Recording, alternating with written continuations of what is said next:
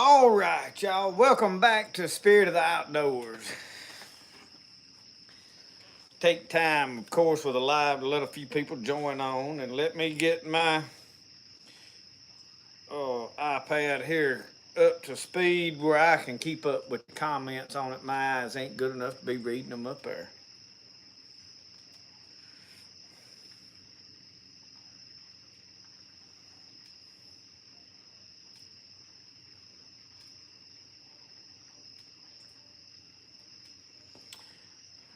Eric and Barbara Fleming. Lisa, glad y'all could join us tonight. Tony, how are you? Sitting here waiting for people to get on. It's fun to watch and be able to keep up with the names as they pop up. From San Diego, Aguila. Forgive me for butcher names. There's Kyle. JL327 is in the house. Richard T. from North Alabama.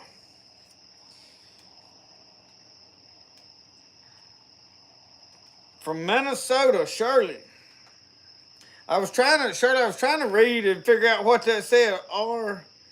RNUP Northburr. Josh Clark. Yes, Lisa, all is good here. Lot going on. Domino here. James McClure Jr. says Domino here. Oh, eagle in Spanish. Okay. I know poquito español. No mucho.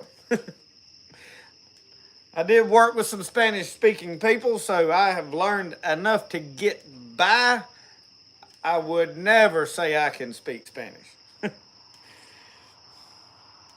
When I go to a Mexican restaurant, I don't try to sit there and say buenos dias and all that stuff because they know, they just laugh at you. I'm too country for it. Oh, Lord. But I can communicate if need be. Brian Hughes, good to see you. Tony, the orange bottle helped. The orange bottle deal, I'll get so many people on those Facebook pages that talk about how awful it is. And I'm like, I don't know what they're doing wrong because if you just use it like a tannin solution, I mean, it has worked for me. I don't know. I think the results is they not want to put a lot of work in it. They think they rub something on there and it's just going to be magically good. I don't know. There must be some product that is like that. Maybe I don't know, but it works for me. Glad it's working for you. Wayne Wiley, I don't know about a legend, but good to have you with us. Central Kentucky, Josh.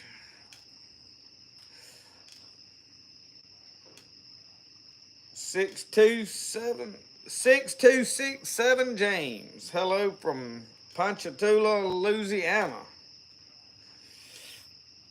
Oh, Domino's in Northeast Mississippi. Or there's a place called Domino in Northeast Mississippi. I'm still lost. Michigan Preppers in the house. Oh, RN up north. Okay, you're a nurse. Got you. Good to have nurses. I know a bunch of nurses, good people. Good occupation.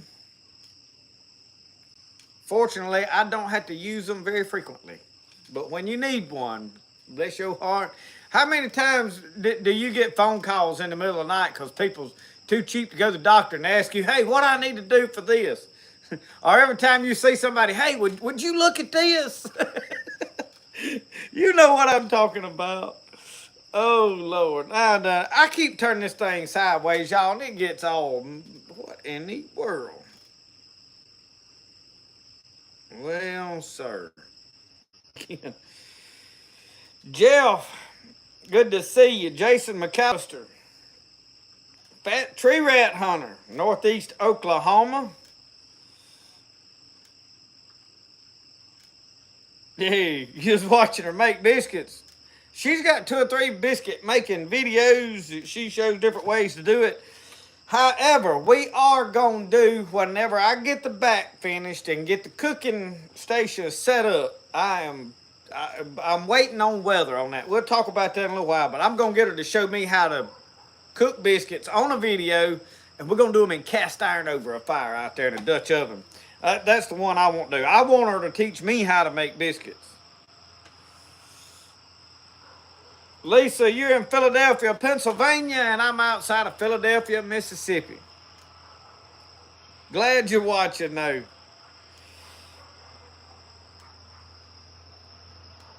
New Albany, Mississippi. Domino's CB handle. Okay. I know about CB handles. I'm with you. New Albany. I've been through there several times. When we deliver pottery, we've got pottery in several places up north. Okolona, um, Boonville, Corinth, Tupelo, Collierville, Germantown. Y'all, we have got a hayride happening right out here in front of the house. I don't see no heap of young'uns on it, but I do see a tractor, and they are following it with another vehicle with the flashers on, which is a wonderful idea. So it's Halloween weekend. I forgot all about it, but they doing hayrides. It's mighty hot to have to snuggle up in a blanket to do a hayride. It's 80-something degrees today, upper 80s today. I mean, it's been t-shirt weather again for a while. We can't get winter to stay for nothing. How about them biscuits? Was they good? I'll tell you how good them biscuits was, Karen Murphy. I eat every one of them biscuits out that skillet and never put no jelly on there. One of them never put no syrup on it. And I got some fine scuppernong jelly. I have got some good sorghum molasses. I have got some good fig preserves. I mean, there's no shortage of stuff to put on the biscuit. It was good enough. I didn't need none of that. And anyway, them was some fine biscuits. Them was some of the best biscuits I have come in and found yet. And she's famous for making them this way one day, and then, well, I'm gonna try this. And I guess me and her are a lot alike, because I do that. I experiment. Well, will this work? So anyway, them was some fine biscuits. That's why I had to make a reel. They were good enough to make a video on. I mean, them was good biscuits. Lauren Moats from Florida. Patrick Wilson's in the house. Britt from North Georgia. Southern Indiana.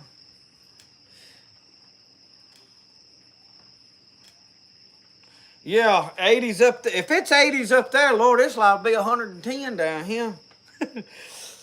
No, the weather patterns is all messed up. Game File Landon A so. I just come in from feeding them a few minutes ago.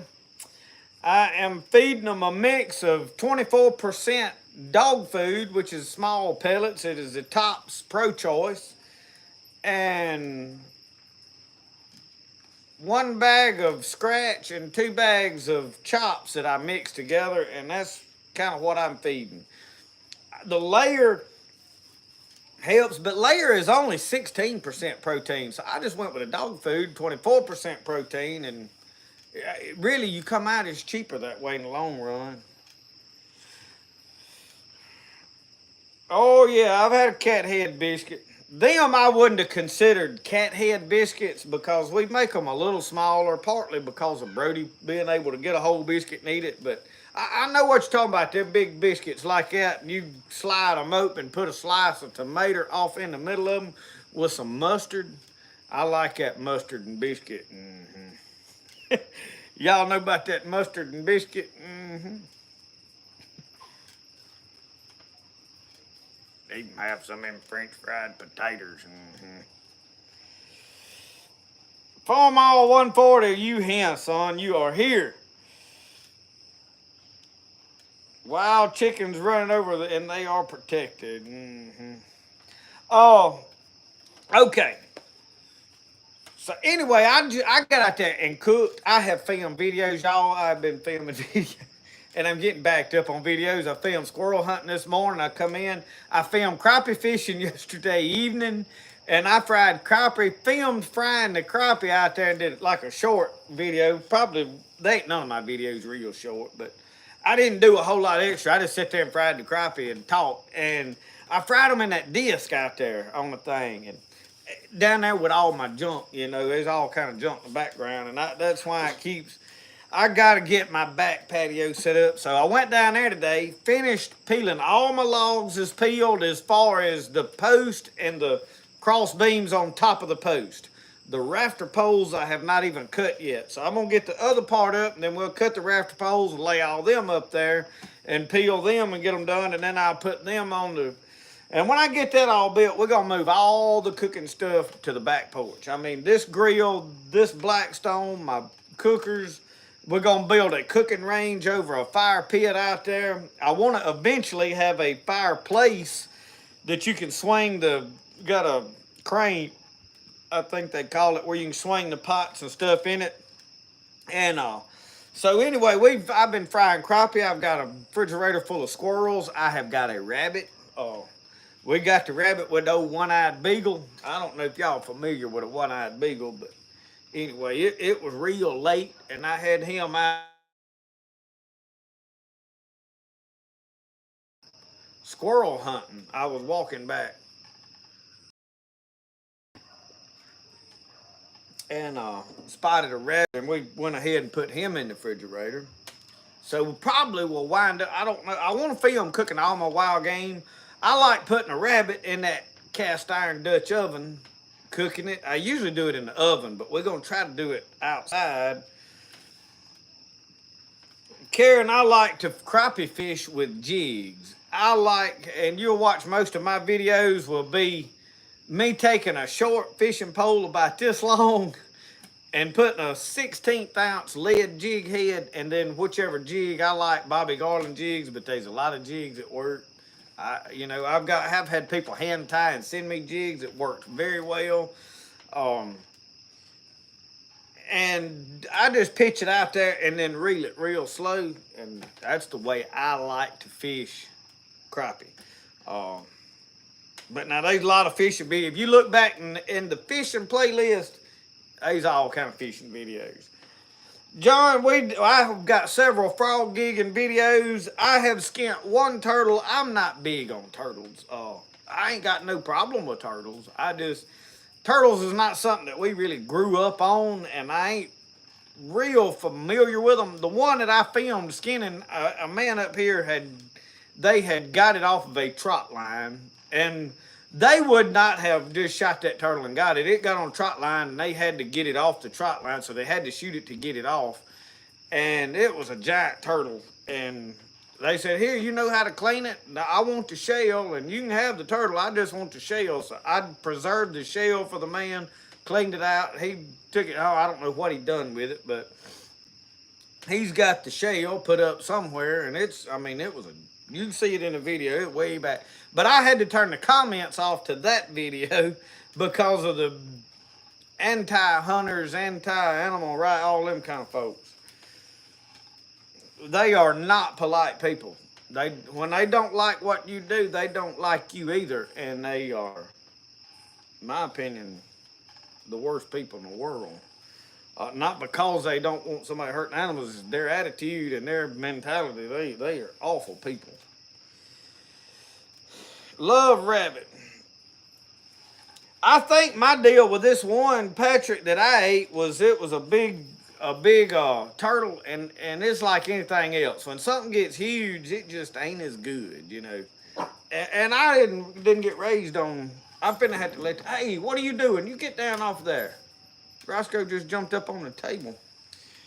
So anyway, I got down there and peeled my stuff, and I'm hoping to get that set up where we can move all our cooking, and I'm gonna film cooking videos back there.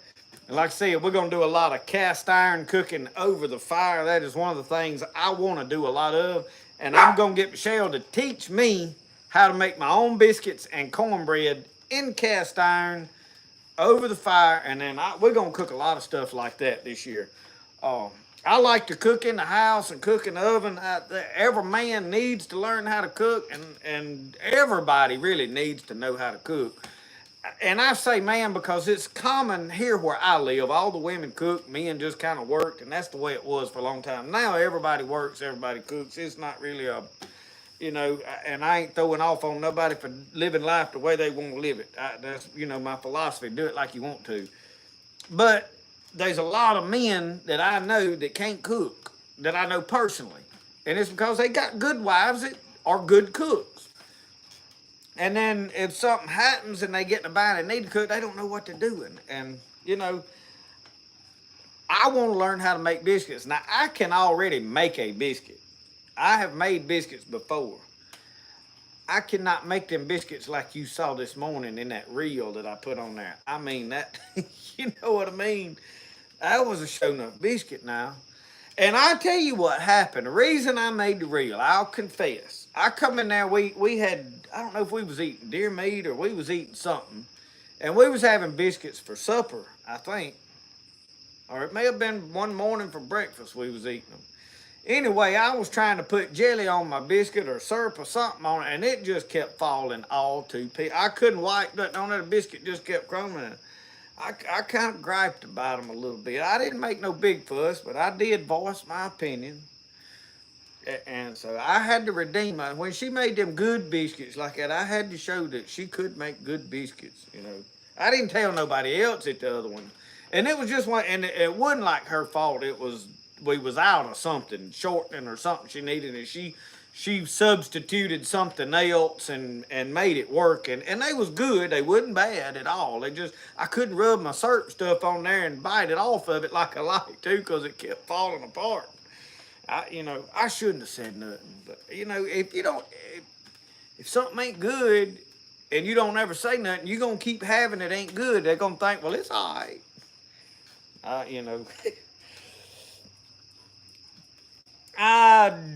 It depends on what fry bread is. We have made, what do you call them? Flapjacks. We have made that as a flat, like it's not really a pancake. It's similar. I have made hardtack. I have made 2 or 3 different things I have made. It when I got in this kick one time back several years back that I was going to do some bread making.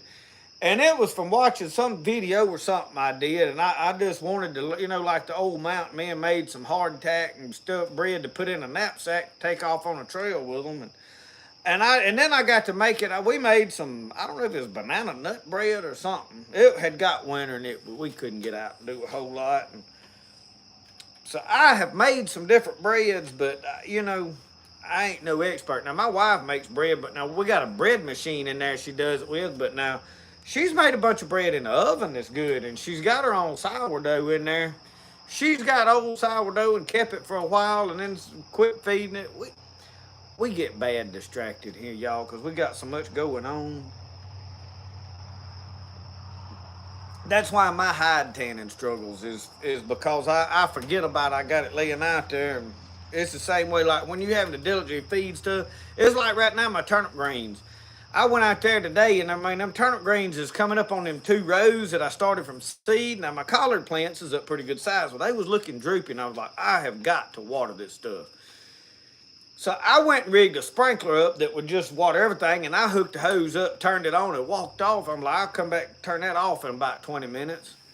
Well, about an hour and a half later, I thought about it, and I was like, oh, Lord, they got good and water today, which is okay. They needed it. It needed a good soaking. And the rain, hey, it wasn't water running nowhere. It ground soaked up every bit of it. It's dry here, y'all. I'm telling you, it's dry. Uncle Sasquatch is in the house.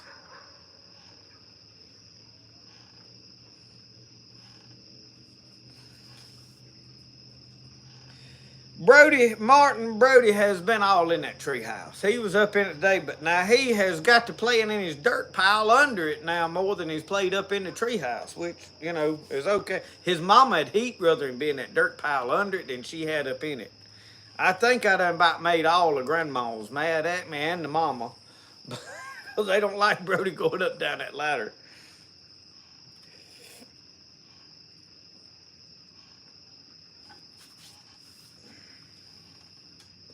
Uncle Sasquatch, it's getting dark early, ain't it? That time will change, ain't it? Does the time change tonight or tomorrow night? Time changes tomorrow night, don't it?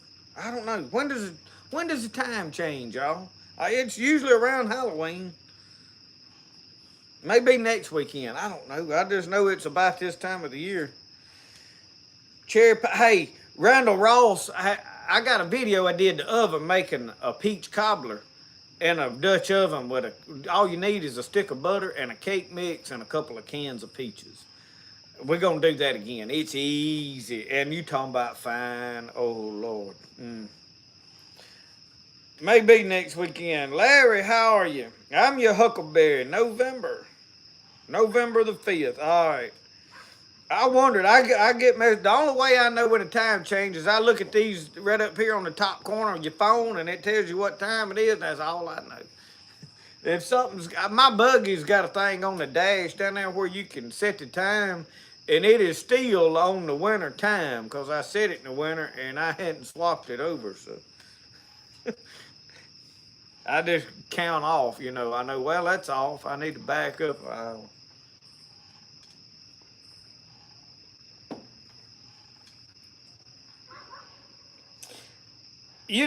Wayne Wiley, I really ain't particular about which way. I'll tell you this, I do enjoy it getting dark earlier for one reason. I can't come in until it's dark. If it, like in the summer when it's daylight till nearly 9 o'clock, I can't come in the house till 9 o'clock. I'm still thinking, well, I need to do this and I need to do that.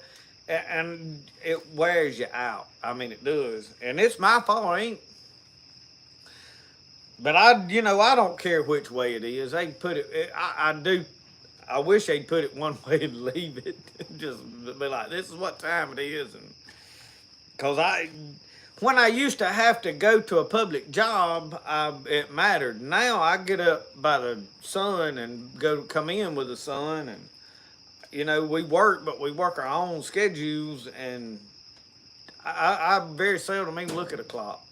Sometimes I don't even know what day it is. I'm not kidding, y'all. I mean, it's a blessing, okay? I'll just tell you that.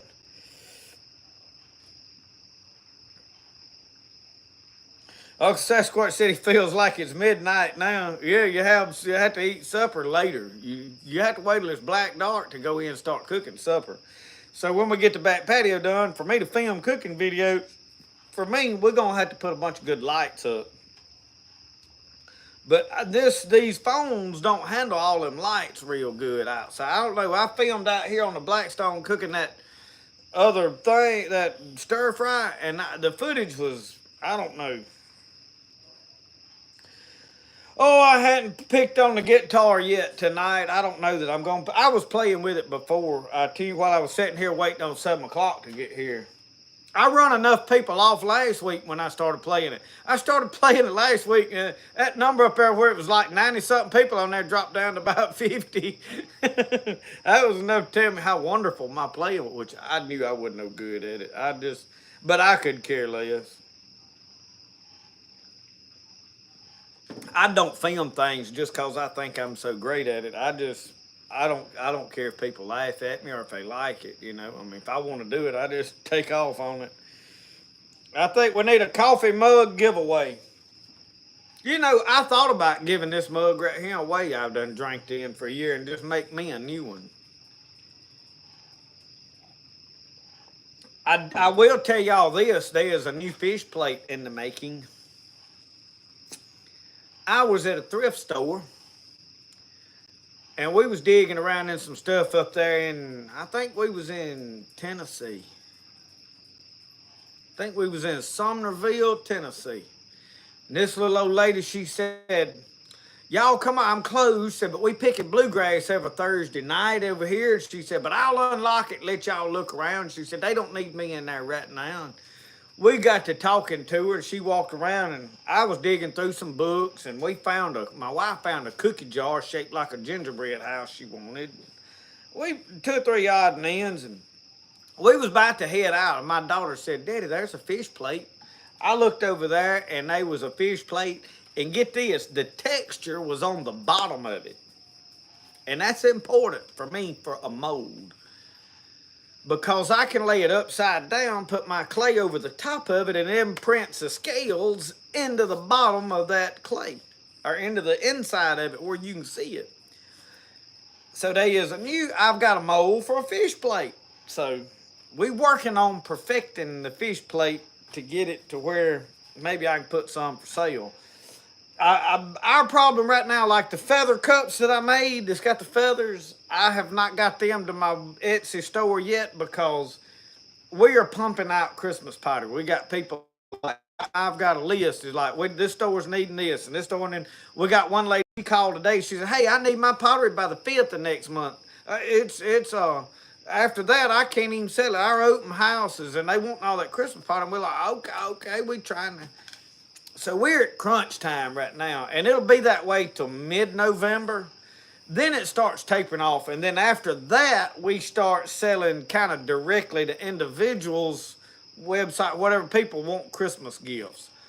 At that point, stores are through putting Christmas stuff out because, I mean, you don't want to order Christmas pottery in December and only have 2 or 3 weeks to try to sell it all. It don't work that way good. So,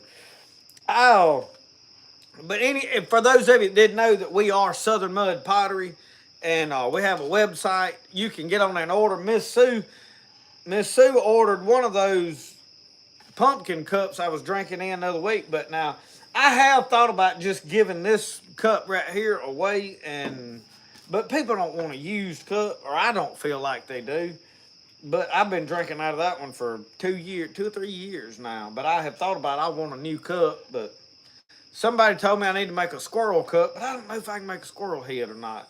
And what they was getting at is the handle being a squirrel tail and then having a squirrel head over here. And I like that idea, but I don't know if I can pull that off or not.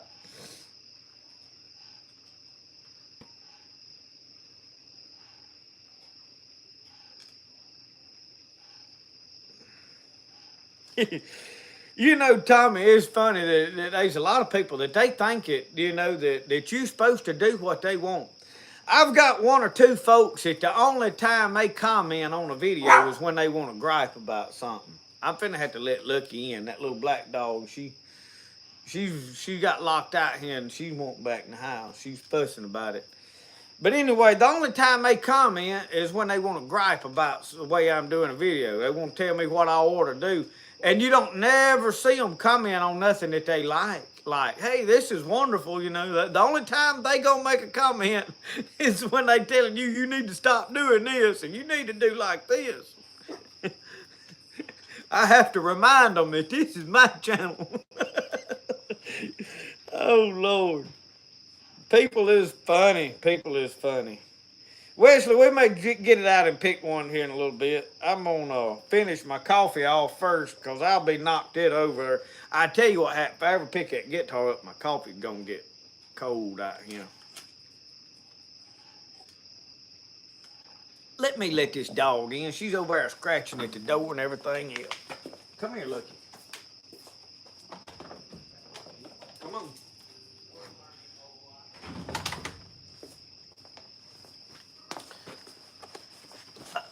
All right, we got her in there. She was going to sit there and bark the rest of the night if I didn't.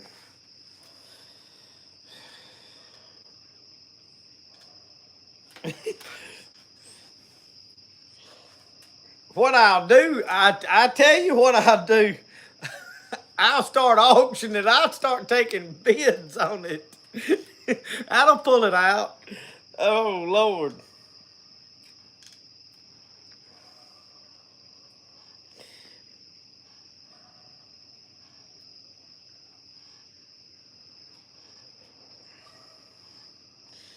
Matt Orth from Northeast Ohio. Y'all, we are getting people from all over the United States. It is wonderful. Really all over the world. Y'all see Irene Minnow comment on here. Her and her husband watch. They're in Guam. So they very seldom hit a live because I don't know what time it is in Guam right now. But that's on the other side of the world. It ain't nearby 7 p.m. over there. But they bought a knife. I have shipped a knife to Guam. it blowed my mind. I mean, it's just an odd feeling when you know that you make something and it goes all around the world, and then for me to sit here and make videos and people from all over the world tune in and watch it, y'all, it is very humbling. I want y'all to know I'm very blessed to get to do this and for y'all to all enjoy it. I really do. I don't deserve it, but I guess I'm like on old brother Walton. He said he got the gift of gab. Oh, they fixed it. Jonathan said he's gonna start the bidding. Depends on how high it gets. What is a coffee cup worth? Hey, it was like that yellow fish knife I've been watching. There's a case. Y'all know I done made these fishing knives some kind of popular. This is a queen, and I don't know, for those of you that hadn't seen them, I've been talking about these fishing knives. That scaler, I used it this week. I scaled a few brim I caught, and man, that thing worked so good. Well, this queen is a really good knife. So if you hesitant on buying a queen is as good as case. I'm telling you it is. This is a solid, good, stay sharp knife. I have been skinning squirrels with it. Well, there was a yellow case on eBay, and I was watching it. I said, well, I know it's going to go high.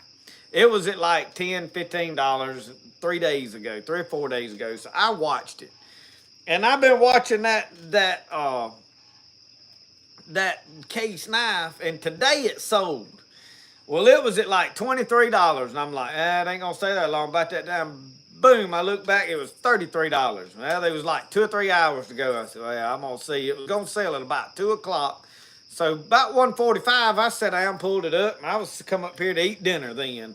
And I was watching that knife, and it went first. I mean, all of a sudden, it said boom, boom, boom, and then it sat there at $39 or $40 something dollars. I think $39. It sat there till about 5 seconds before the bid was up, and it shot up to $66, and it had like $5 or $6 shipping added to it. So I said, I wonder which one of y'all bought that yellow case knife. These fishing knives are, and I have done bought 2 or 3. I'm gonna get me a yellow handle queen is what I'm probably gonna do. I like the yellow handle knives because I like to have a trapper in one pocket and that queen in the other. And I'm gonna tote 2 knives and 2 pocket knives. I'm not a fan of I had one that clipped on there, that buck I toted for a long time. Y'all see it in a bunch of older videos, and I still like it, but the trapper, I got 2 blades here, and then that scaler sold me, and really ain't the scaler, it's the hook remover. Man, y'all, that hook remover is genuine. But anyway, I want me a fish knife with the same scales as this case. So if y'all looking for me fishing, Christmas presents, I like knives of all kinds. Yeah, they are. Case is a good knife. But now I won't tell you about Case. Case knives are declining in quality. They're not bad. They still good knives. Be careful about how you interpret what I say. I ain't saying they bad knives. Case is not, I don't know how to say, the way they've been bought out, and they're owned by some brothers, and they're promoting these collector's edition knives. They not really focusing on common man just having a pocket knife to tote. And there's some smaller companies like Queen and different ones that are coming on strong that is making just as good a knife. Now, if you just like a cheap knife and you ain't really worried about having one that'll last you a lifetime, a Rough Rider is a good knife. I mean, if you don't mind sitting here like I do in afternoons and rubbing on a knife to sharpen it, I mean, I got a Whit Rock laying right here, and you can see how dipped that thing is in the middle. It has honed, and that is a honing stone. It is very smooth, and it ain't for like grinding a knife down. If my knife's like bad out of whack, or like I bought a knife and I can't, I don't know what angle it is, I'll put it on my belt grinder with a wore out belt, and bzz, bzz, I'll put the side I want on there, and then I'll hone it down with that rock down to a smooth.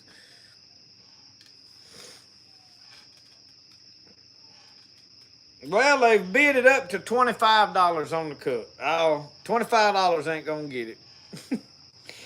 Anyway,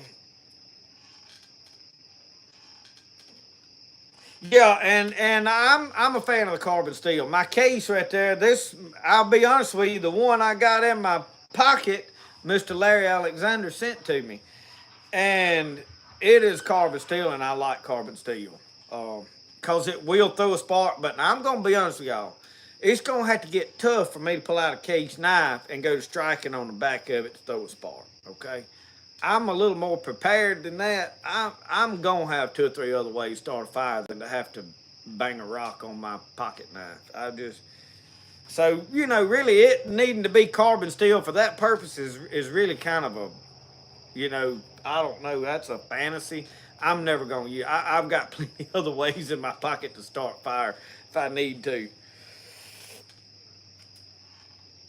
But yeah, the stainless in my opinion is it's not bad. It's just I don't know. I don't like shiny. I don't like shiny on nothing. I don't like shiny stocks on guns. I don't like shiny finishes on guns. I don't like shiny on my knife blades. I don't like shiny on nothing. I mean, if you're trying to hunt and I'll tell you one thing, this camera screen on my phone in the woods has got me in a mess on a couple occasions where I'll be toting it around in the sun, glance off of it and spook something. I'm telling you it has. I don't like shiny stuff. People that like shiny vehicles, they got more money than they know what to do with. Everybody's got to like something.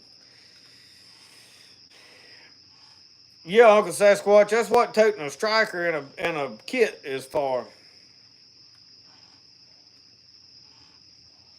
And I tell you another thing I do. You see this belt? I've had a lot of people ask me, why is that belt so long? And I say, well, because of them biscuits. I'm going to get fat one day. No, not really. That belt is like that because I literally can pull that belt out right there. And that is not me having to take it off. That is sitting right here with it still. I mean, it's still buckled right here. I ain't trying to show my gut, but it's still buckled. And I can. So, I like that. Most everything that I do has a purpose and a function. Okay, so since we on the knife subject, how many of you are familiar? I'm gonna just lay these here because I may decide to rub them on that rock in a minute. That's kind of a hobby. Okay, you see this trapper? These are like, I don't know, they're 4 and something inches long. You can see by the width of my hand that that's a full size normal trapper. This is one Mr. Larry sent me. I've got another Maker's More down there, and somehow, y'all, I have been looking online, and by searching Queen, this brand right here, and I don't know if y'all can see on the blade, it says Queen. If I can get it in the light just right.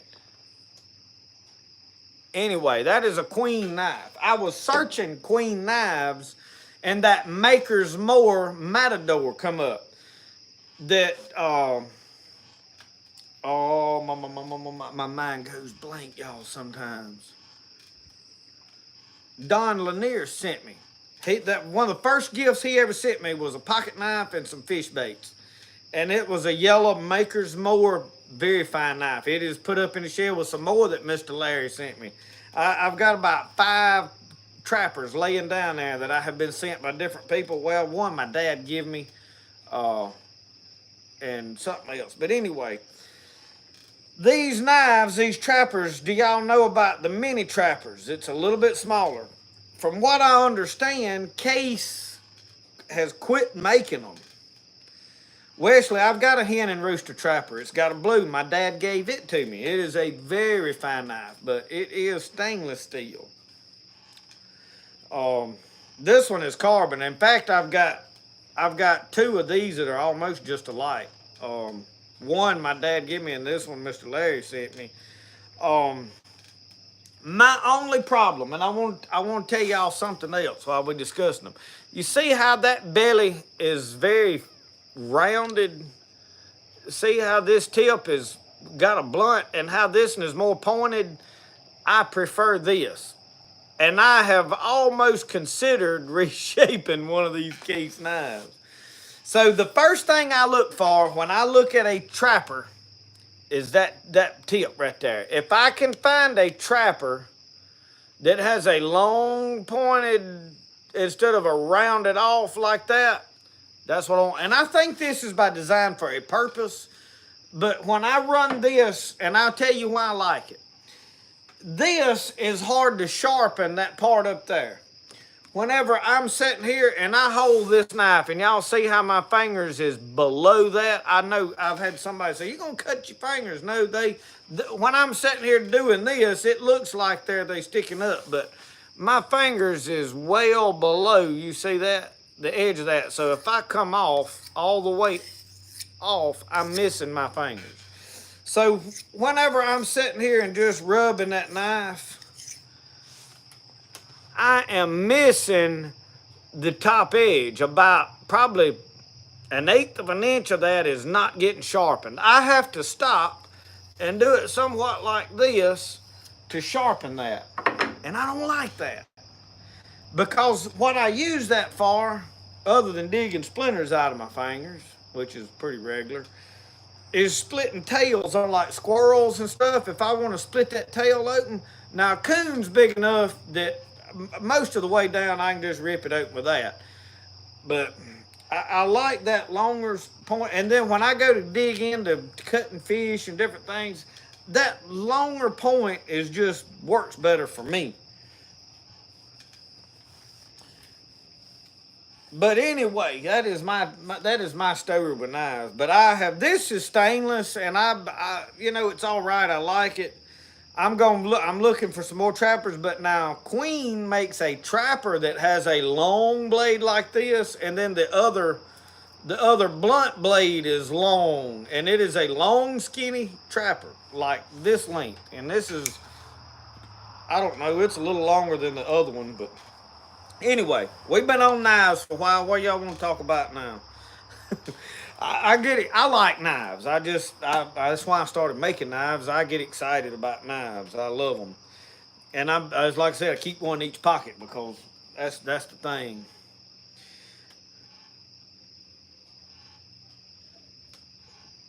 And I'm going to keep a sharp knife. Now, I usually, generally, one of the things while we're talking about that I forgot what pocket I stuck them in. On this trapper, this is what I consider the working blade. I use that blade. It usually gets dull first because if I'm going to do any whittling, shaving bark off, cutting junk, it probably ought not be cut with a pocket knife. That's the blade I use. This blade over here is the one I try to reserve and use it for stuff I need a sharp blade for. So. Oh, Lord, Lord, Lord. Well, everybody is wanting a song. I don't know if I even know a good... Y'all, I ain't good at playing songs. I don't know but a handful, and if I play the same ones every night, y'all gonna get sick of it. All right, we at 87 right now. Y'all watch them numbers go down. Get my pick turn right. I was standing by my window on one cold and cloudy day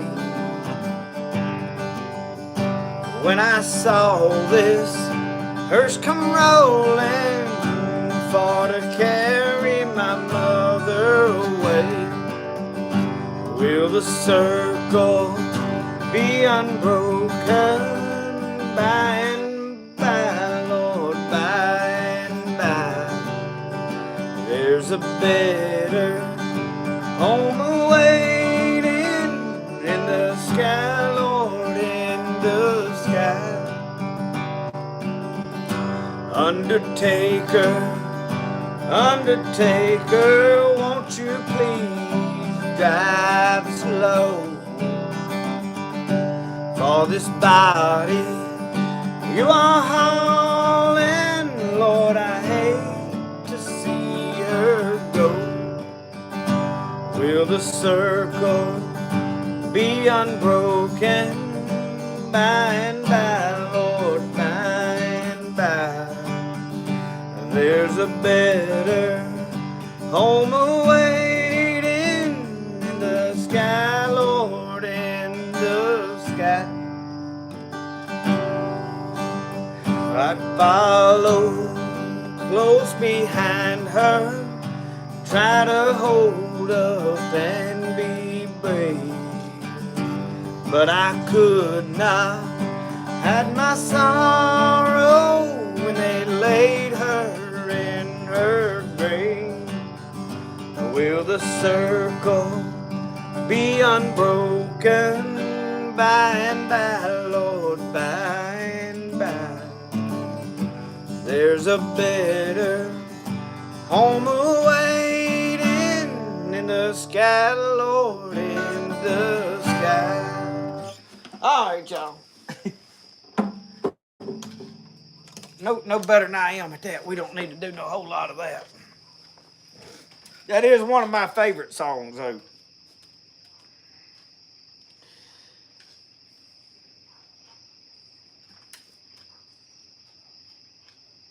All right.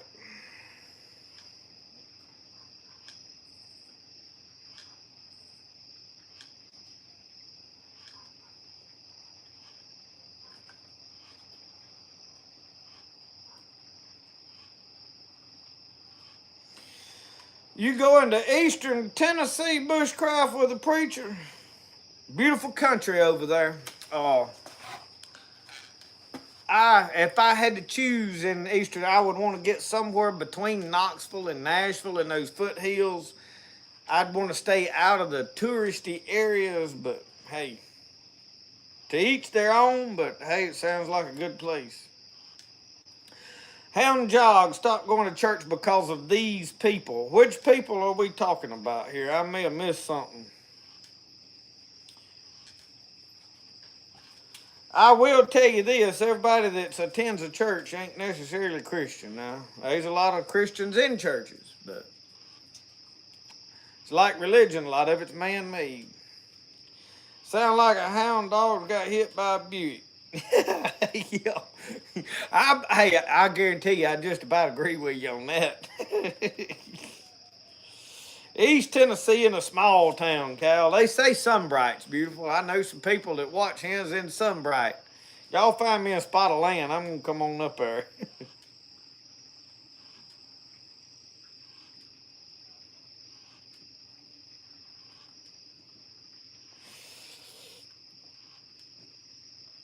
Jerome Smith, sorry, I need prayers. My uncle who helped raise me was hurt terrible in an accident this week. Jerome, what? Put his name on here. We will put him in prayers. I tell you, y'all, life can change on you in a hurry. It don't take but one phone call, and things can go from happy to sad real quick.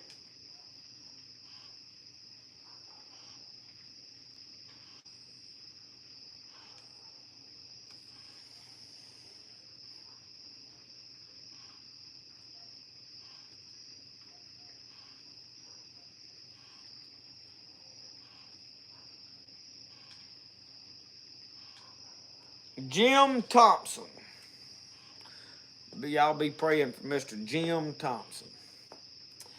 Oh, Lord help him. We prayed about the vaccine, and God told us to take Moderna.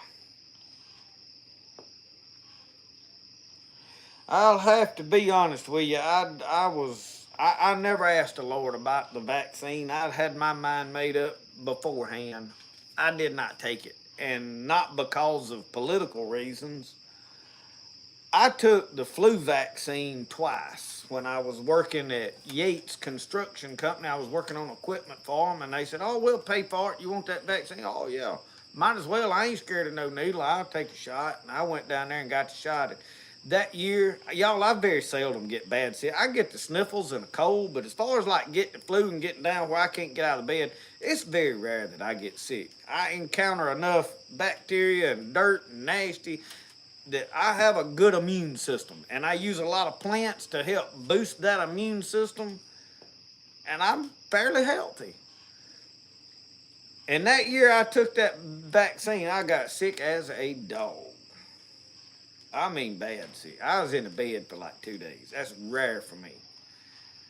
Well, the next year, I didn't think nothing about it. I didn't know that was what caused it. I took that vaccine again. We talking about the flu vaccine now, not COVID and all this stuff. And I got bad sick again that year, and I told him, I said, "That's the last time I'll ever take that. They ain't giving it to me no more. Not a hand." And I didn't, and I ain't never been that sick again. So whenever they started hollering about a vaccine, I'm like, not me. Now, my sister and them, different ones, I know had jobs that fly, had to take it. I ain't against nobody. I'm for people doing what they want to do. You know what I mean? And that's regardless of what it is. If my wife wanted to take it, by all means, have at it. You do what you feel like you need to do for you. That's what this is all about. But for me, but now, oh, to sit here and say I know anything about it that you should or you shouldn't, and that's one thing. Politics, I stay off of. I mean, I have an opinion at times. I don't necessarily know that my opinion's right. I'm just like everybody else. This is what I think. So I keep it to myself, especially here, because I realize when you have an audience, it's like singers and musicians need to keep their mouth shut. Movie stars need to keep their mouth shut because they have a lot of people that like them and follow them. Well, they want to tell people to do what they do, and well, they ain't no guarantee that they right. Just because I do something a certain way, don't mean I'm right. I'm not educated in that kind of stuff, but I have to make a decision and do what I want to do. But for me to stand here and tell you who you need to vote for, no, ain't no way I could do that. Not legitimately, and them people can't either. They think they smarter than I am, and that's why I leave politics alone. They don't do nothing but get me worked up.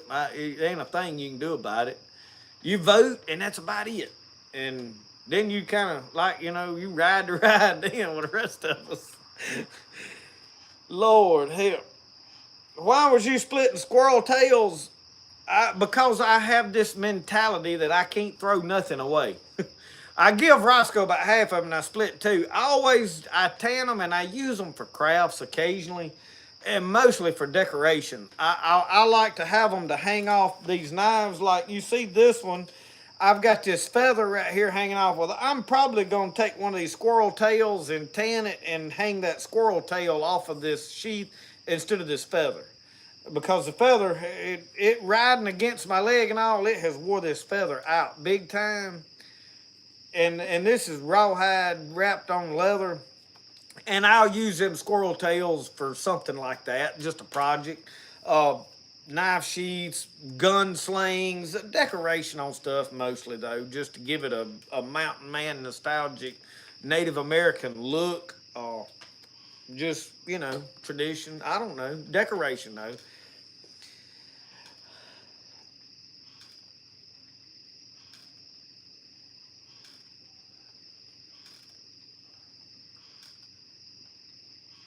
Cal, what's up with your wife's family? He said pray for his wife's family.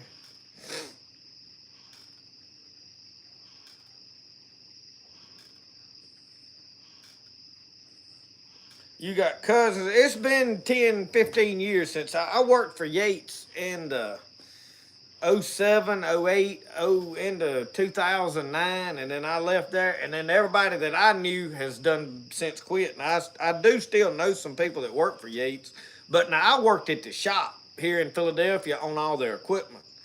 I worked on mainly backhoes, telehandlers, a few bulldozers. I helped a guy named, well, we called him Cat. I think David's his name. He lives in Louisville. And good old country boy. I helped him work on some dozers, and then mainly I worked on a lot of trucks too. We were truck mechanics that went down there, and I learned to work on.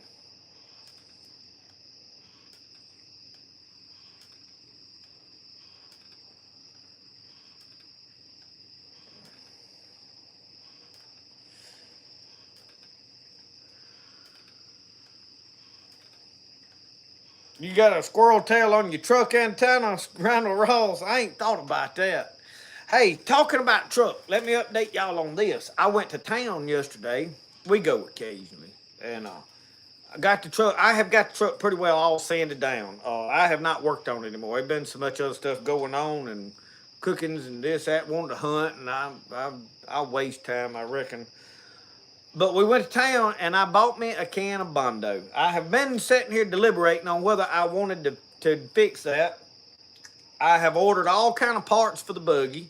So I got about $350, $400 worth of parts for the buggy, and they trickling in.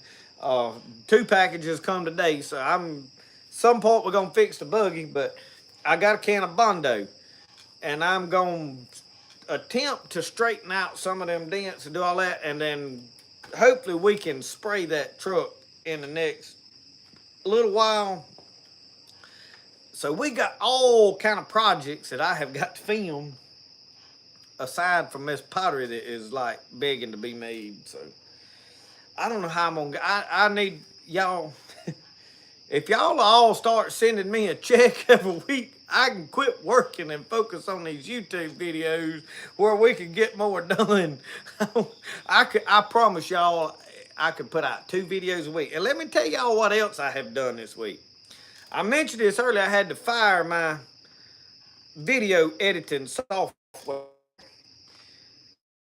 When we got taxes back the first of this year, I said, we buying a new computer.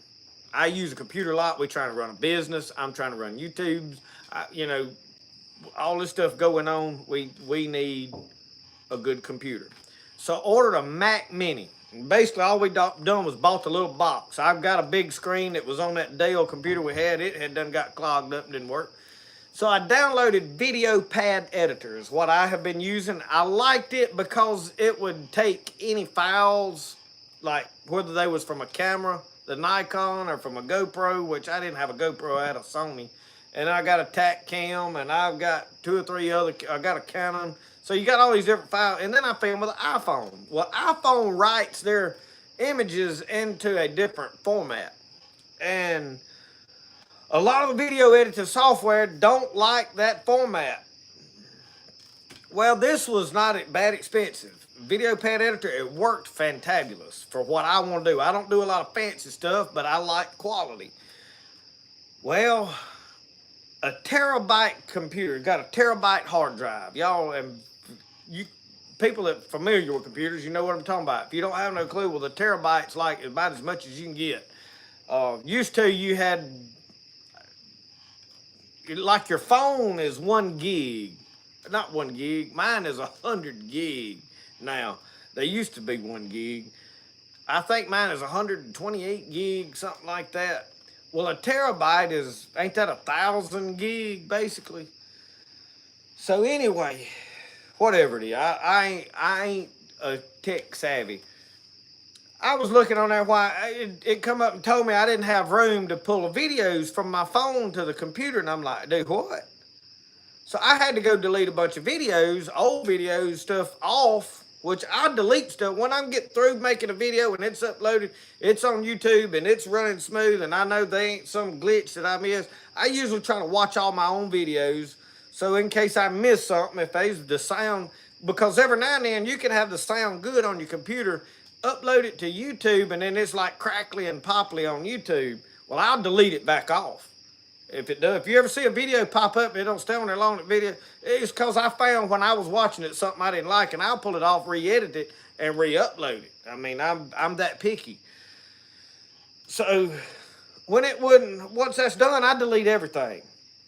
Well, when I didn't have no footage, it wasn't like that I was saving every video that I had ever made, on my computer.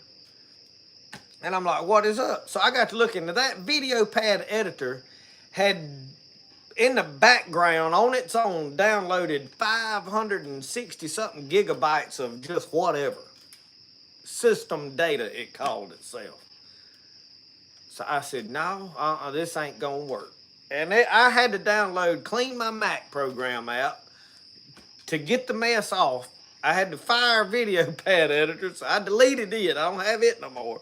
So this week I've been trying to learn how to operate a new, well, everyone that I've tried to operate wants you to convert all your files over to something else. You can't just pull your, like, load your pictures from your phone up there on the iPhone and then drag them over and put them in the video editor and go to editing like I was doing. You got to do this whole bunch of format stuff. Well, I didn't want to have to take all that time and learn how to do it, so I deleted it back off. So now we go over to iMovie that is just on the computer from the get-go that's free. And y'all know that what is it, Premiere Pro, like the top one that everybody talks about, is $300 for a video editing software. I'm like, no, hand, and not this old boy ain't paying that. So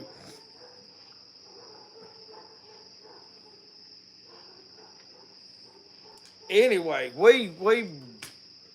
I've been learning how to edit all my videos. So the thing that I had started doing, where y'all had seen me putting that little watermark, my logo down in the bottom corner where it looked like you was watching an old time outdoor channel TV show, you know, they'd put their logo down in the bottom. I started doing that. I just thought it was cool. Well, I can't do that no more on this one because I can put it on there, but it's like full screen, covers up the whole screen. I can't shrink it down to into the corner. So I'm having to relearn the editing setup. I can do them on my phone, but my problem is my phone don't have enough memory for as many videos as I make at a time. I guess I could download everything to the computer and then pull it back to the phone I don't know. I'm figuring it out though. Any of y'all that film and edit, tell me what I need using iPhone mainly to film with, where I ain't got to do no bunch of file conversions to do it.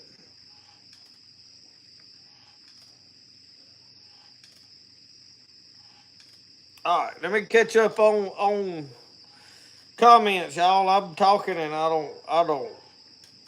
can't keep up with them.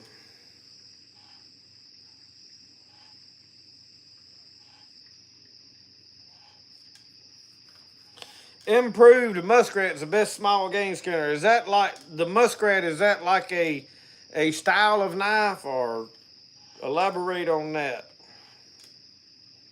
Mike Taylor?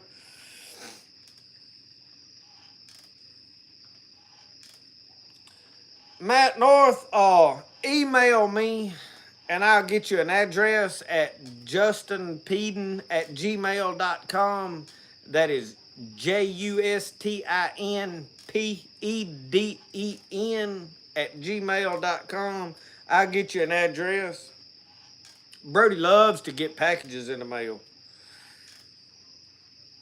It's fun for me too. I have to admit, it's fun to get a box and like, oh, what's in here? You know, it's like Christmas, you know. Randall said the wind wears them out. We talking about the squirrel tail on the antennas. I'm sure you don't have no problem replacing them. You have to stock up in the wintertime so you have plenty for the summer. I tell you what, I skinned 4 squirrels. There's 4 or 5 this morning that I had shot. Took my 22 rifle and just slipped around, went hunting. And when I got through, I was having to fight the blowflies off of them. Like when I'd get one skinned, I had to put it in my ice cream bucket and pull a plastic bag down over it, keep the flies off of it till I skin them. Y'all, I hate that. There's no way I'm going deer hunting right now with it. If I had to fight the flies over a deer while I was skinning it, I'd throw it in. I'd have to throw it away. I can't deal with flies landing on my stuff I'm eating. Can't do it.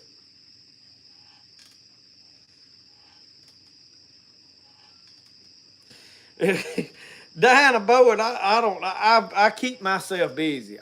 These people that get off of work, and I know some, they go home and sit in the house and don't never leave. The only time they leave the house is to go back to work. I don't know how in the world they make it. I have so much to do. I mean, I don't know. I guess they don't do nothing. because I can't get everything done. I've got projects right now I need to be working. And here's another thing going on. Let me mention this. My daughter's car parts is coming in where she had that little fender bender. So me and her got out there and put two brand new headlights in that Nissan Maxima this afternoon. And then we put them self-drilling screws right back in that bumper and hung that bumper back on that car. But now we are gonna get her a new bumper and have it painted and put on there before long. We just haven't done it yet.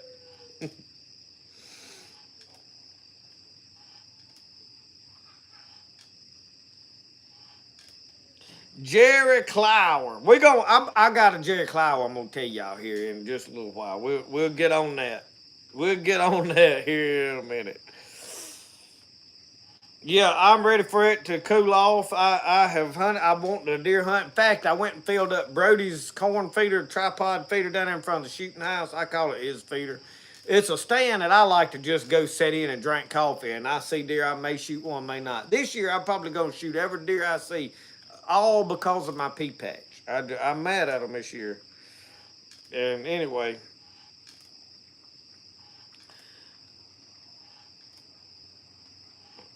north in Nebraska now headed to North Carolina. Charles, I'm going to tell you the only way I can tolerate being on the road is when I pay for that Scribd app. SCRIBD. It's books. They fixing to change it over, though, to a different app. Everend or something. They start a new app this coming next week, I think, that's going to have the books and stuff on it and the media. And I listen to books, and I love them Mountain Man books. And I am going back through David Thompson's series, the Wilderness series, about Nate King and up in the mountain. And they 60-something them books, but there's all kind of Mountain Mans and then Western books, and all the classics are on there. I listen to William Shakespeare, and then, of course, I listen to the Bible some, too. But when I'm riding, that's what I listen to a book, a story, and that's I can cluck along. I can't deal with music a whole lot not riding. I get to if I listen to music long, I'll be driving 110. I drive about 85 now or 90. My wife she'll get it looking over there like this at that speedometer with me. She'll start to slow down.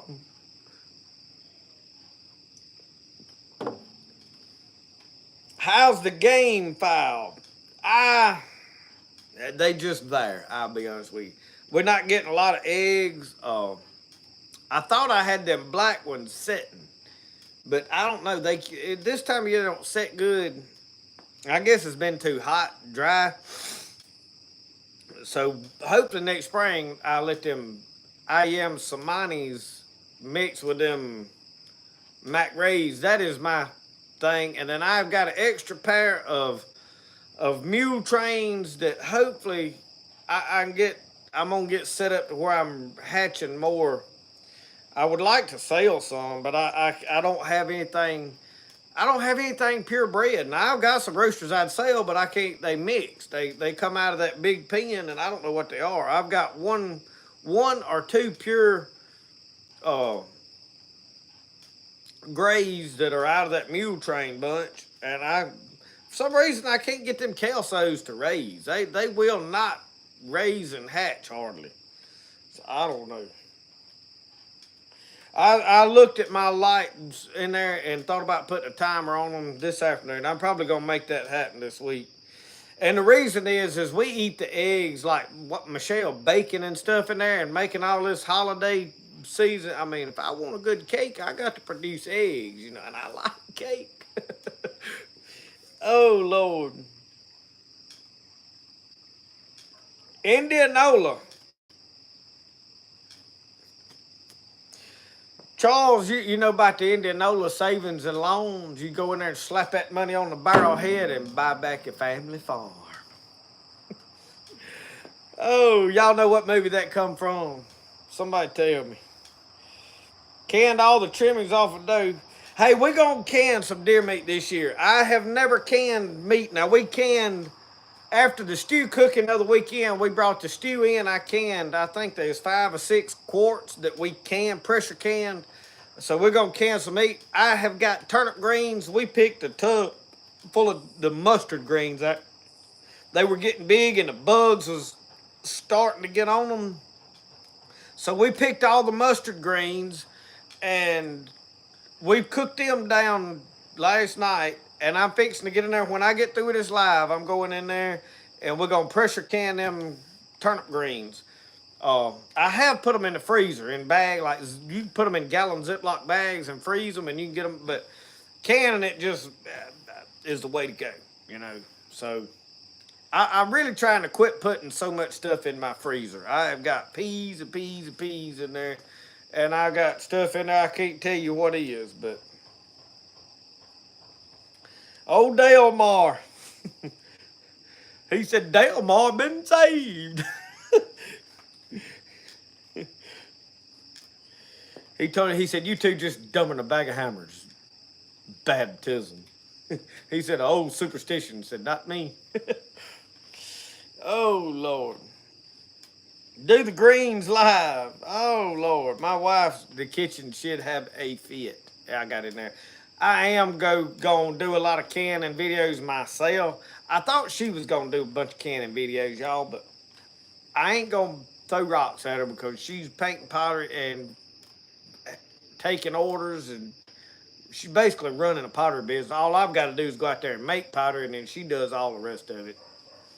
And of course, I go with her to deliver it, and that's our chance just to get out and ride. But she don't have time to film canning videos and then edit. She could turn the camera on while she's canning. She'll do the canning, but it's the editing and stuff. Well, I can't edit my videos and edit her videos. If I didn't make but one video a week, you know, like I told y'all, what I need to go back to just making one video a week. Yeah, it ain't happening. I can't. I could put out 2 videos a day. I'm telling you, I could. If I didn't have this pottery gig going on and hindering me, keeping me from hunting and fishing enough, I could make 2 good videos a day and put them out. Yeah. Y'all wouldn't have time to watch nothing else. I don't want to put out too much stuff. Sometimes the quality suffers when you go to doing that. Right now the quality is suffering because I'm fighting with that computer, but I hopefully I get it all straightened back out in the next few days. Hey, I uploaded one video. The first one I edited on iMovie. I don't know, it had a black band all the way around the thing. I deleted it off and re-edited it and re-uploaded it. Yeah, I'm going to film working on the buggy. I want some of that. I really want them technicians to get on there and tell me about how terrible I did at it, because I done had one commented on the last video I did. I did a reel when I replaced a universal joint. He said, oh, you jack it up, pull them belly pans out, and that drive shaft will come out the bottom. I worried with that thing the first time I was going to do it. I tried that way. I watched a YouTube on where they took it out. Well, I don't have no lift to pick it up where I can walk under it and stand, for starters. Number 2, that drive shaft don't just slide out the bottom. There's metal plates in place that don't come out, and you have to really finagle it. I'm telling you, it's a whole lot easier to pop them axles out, take that differential and roll it over to the side and right out the front with that. You take the brush guard off and the winch. I think the winch stays on. I don't know. The winch stays on. I have to take the cable loose. Brush guard and the rollers comes off. Pop the axles out. The axles and all's got to come out anyway, and the wheel on one side to get in there to that differential, which this time we replacing all the bearings, all the A-arm bushings, steering sector. The steering sector is here. We put new snaps on the axle keepers that goes in the differential. Joint, yoke, everything, both ends, both joints on the drive shaft, whole shebang. And it's, I can't, yeah, hey, Mike Taylor, I'm good at making excuses for not doing stuff.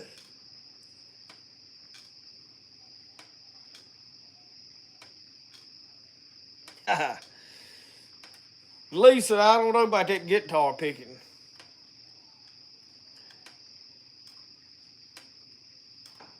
But we gonna do some can. But when I get my back set up, I'm gonna set up to do some canning myself back there on gas, where we can can outside, especially during summer. It gets so hot in the house running the stove and canners and all. I mean, it's hot enough. So,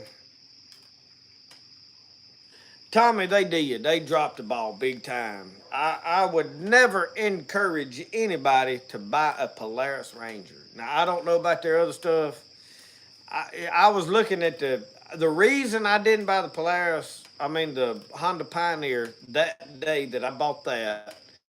It was $3,000 more, and I looked at one of the mechanics and I was like, "Well, this is the first year they was out. That was in 2016, I think."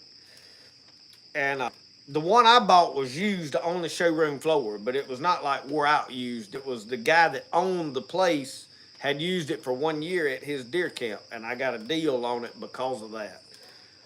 But I asked guys like, well, these Hondas, I said, you having any bugs, issues with them? And he looked at me and he said, having some clutch issues. He said, we've had several coming back about clutches. I was like, thank you.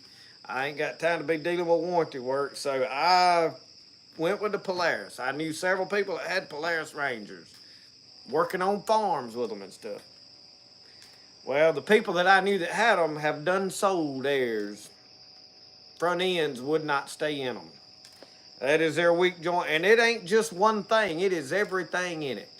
And I grease mine. You can grease all them A-arm bushings, and I grease them, and it don't help nothing. So, yeah, my new journey, I do listen to the Bible on the Tecarta Bible app. Now, there are several apps that will play it for you. I started using Tecarta several years back. And every time I highlight stuff in the Bible when I'm reading, like if I take my phone to church, I like to take my Bible to church. And I have one Bible that I write in. I do not write in every Bible that I've got. I have got probably 20-something Bibles that I use at different times. Well, I've got two I have wrote in. I don't write in one of them much anymore. The one you see me using on my Just In Time that I covered with buckskin is... And it's really not buckskin, it is deer skin, but it's more of a leather I made out of it. And it was the Bible, my first Bible. I got it when I was a kid, and it has been highlighted and wrote in. I made a mess out of it, really, but it's special to me. And then my not my Nelson, but my Thompson Chain Reference Bible I have wrote in. That book contains all of my notes and thoughts and wrote in the front and back different things. So it'll be the Bible when I'm gone that somebody will want to really find my thoughts out of as far as a Bible. But I started using the Tecarta Bible app so that I kept it because I've got highlights all in there, different colored highlights and all, so that's the reason I keep. So it's on my iPad and my phone, and the highlights show up on both of them. And it has a thing where you can play it and listen to it, and you can listen to it in the dramatic readings and all that stuff. But now there's several Bible apps that will play it, and that is what I use. Works very good for me. And talking about the buggies, I have had several Hondas. I like to have gotten killed on a Honda. It was a Honda 300 two-wheel drive, a 95 model, and that was in like 97 or 98. I had a four-wheeler wreck and broke my leg, 20 stitches here, 9 stitches there. They gave me 3.5 units of blood or 3 units of blood. Stayed traction about 3 days. I was in the hospital a week and a half. They put a rod in my leg. Anyway, long story short, I come home, and that four-wheeler, they had set it in my yard. And, of course, when I was in the hospital, I would never ride another four-wheeler again, ever. Wasn't going to get me on there another. Like to killed me. I learned my lesson. So when we got home, I went out there and got to tinkering on it and twisting wires together and took a sludge hammer. And the rim, where it hit we left the road wide open and hit the bank at the bottom of a tree, flipped upside down, hit another tree. Well, the rim on the front, on the right side, passenger side, but a four-wheeler don't have a passenger, it's, Anyway, over there where it hit that bank, it mashed that rim flat. Well, I took a sledgehammer and beat it back out around and got that thing to hold there. It stripped everything off the handlebars. So I was up there twisting light wires and all this stuff to get it to crank together. And I got the push button thing put back on and put it on, but the light part of it was all busted up. So I took a light switch out of a house and duct taped it or electrical taped it to the handlebars, and I had my lights working on that. We had to drive down the road with the handlebars warped like this because that, whatever you call it, the main rod that goes down the steering length, it got twisted in the wreck. And I got a picture of us riding it with our crutches strapped on the back of it. But that thing, I rode it another, I don't know, many years after that. I rode it. And I've got a Honda Rubicon sitting out here, a 04 500 Rubicon. It needs some work. Bike is pretty solid. I mean, all the bushings and the mechanical stuff is sound on it. They probably need replacing. There's a little slack in it now, but it's got no telling how many thousands of miles on it. And but it won't run because of the top end of the motor is building up. The compression relief is not working right. I done replaced the starter and something else, and the batteries, thinking the batteries are dead, but it's building up compression and the engine won't turn over. So I got to get somebody to fix that. But now this Polaris, 7,000 miles and the front end is about to fall out of it. And that ain't the top. I have done replaced that, them universal joints in that drive shaft. I have replaced, this will be the 4th time in 7,000 miles. So it's junk. I'm just telling you, the Polaris is junk. It's not $20,000 worth of a buggy. And now they're worth more than that. And I didn't quite give that for this one because I had a Harley Davidson I traded in on it. But now I probably wound up paying more for it time you figure out what I lost in the Harley and all that.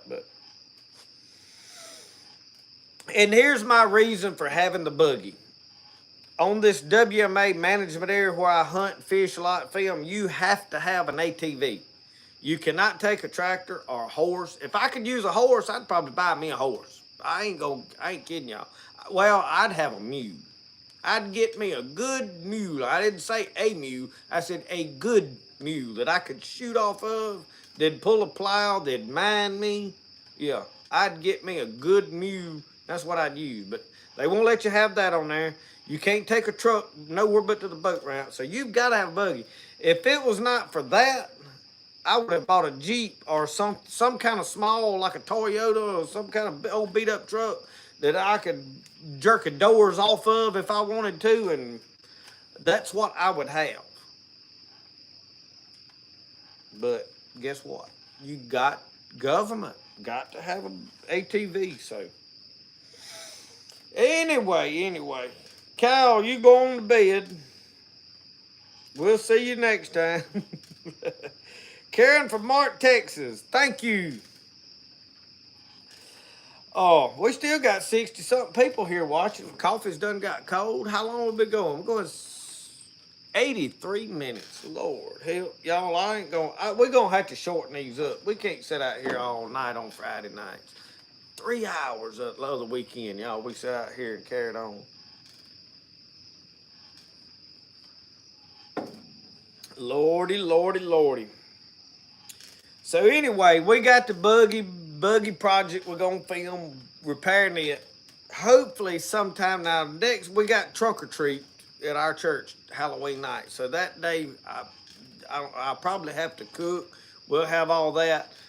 Alan Sibley that was on my live, they'll be playing over there. I don't know what the internet's like. I have thought about setting up a camera and letting it go live. I don't know. It'll be church, it'll be kids. And the problem is you never know with a live like that. You don't never know what's going to happen when there's a lot of other people involved. So the mustard green cannons is going to happen tonight. They cook down, Jenny. They in a pot in there. And then Michelle is scared to death of that pressure cannon. I'm just going to tell y'all. She's deathly afraid of it. So I have to go in there and sit and babysit it. Snowing in Michigan, Mike, I'm going to be honest with you. I'm a little bit jealous. Lord's going to have to help me. I'm going to have to repent because I'm a little bit jealous of you getting snow. It's 80-something degrees out here right now. What is that thermometer on right now? 78 back there right now. That thermometer, there's a thermometer right Boy, that thing went to vibrate. Y'all see that thermometer on the wall with that rooster on it? It's on 78 right now. That's ridiculous for near about Halloween. Young'uns had to trick or treat in their bathing suits. Lord, Lord. 9:23 here. I had to get up around 4:30.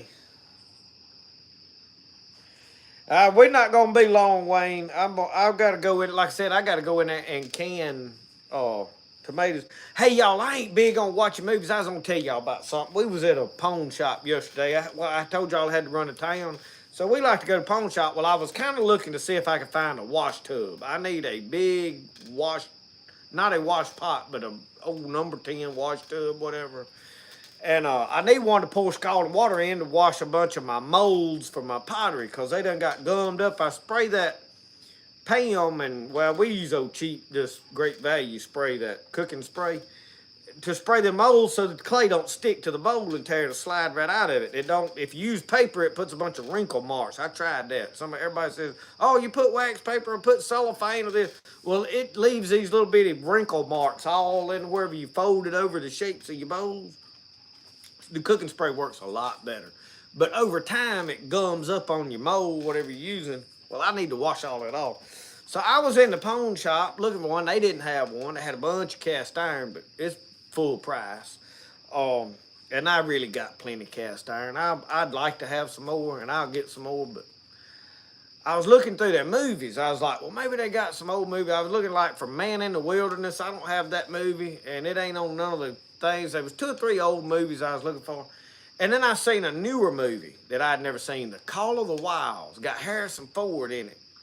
Y'all, that is a good movie. I watched it twice last night. It played one time while I was editing videos. I didn't watch it. Well, I crawled up in the bed, started it back over, and watched the whole thing. And I was getting up before daylight to go squirrel hunting this morning. And I really wanted to cut it off going to sleep, but it was so good I couldn't turn it off. So y'all may want to check that movie out. I think I bought it for $2 in there. But it's The Call of the Wild, which is the story. I knew the story. I've read the book, Jack London. And hey, that was fantabulous.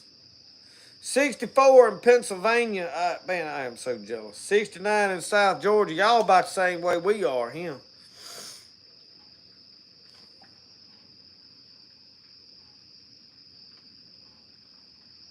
Joanne Bazo, thank you so much. I will definitely keep y'all in my prayers.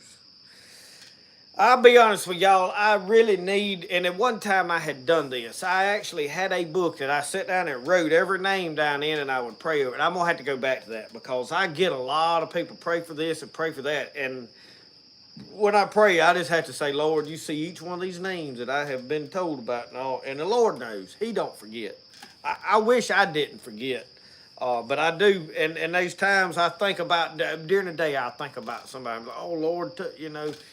But it is, and it's hard. And I have a problem with people saying, oh, prayers for so-and-so, and then they never say a word of prayer about it. They just, comment on Facebook, pray, and they don't pray at all.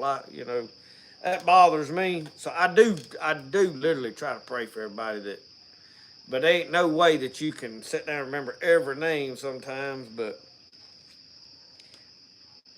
we need to get what I need to do is start some kind of a thing where y'all can actually literally submit names to pray for. I don't know how I could make that happen. If I could do it, I could probably do it on Facebook fairly easy.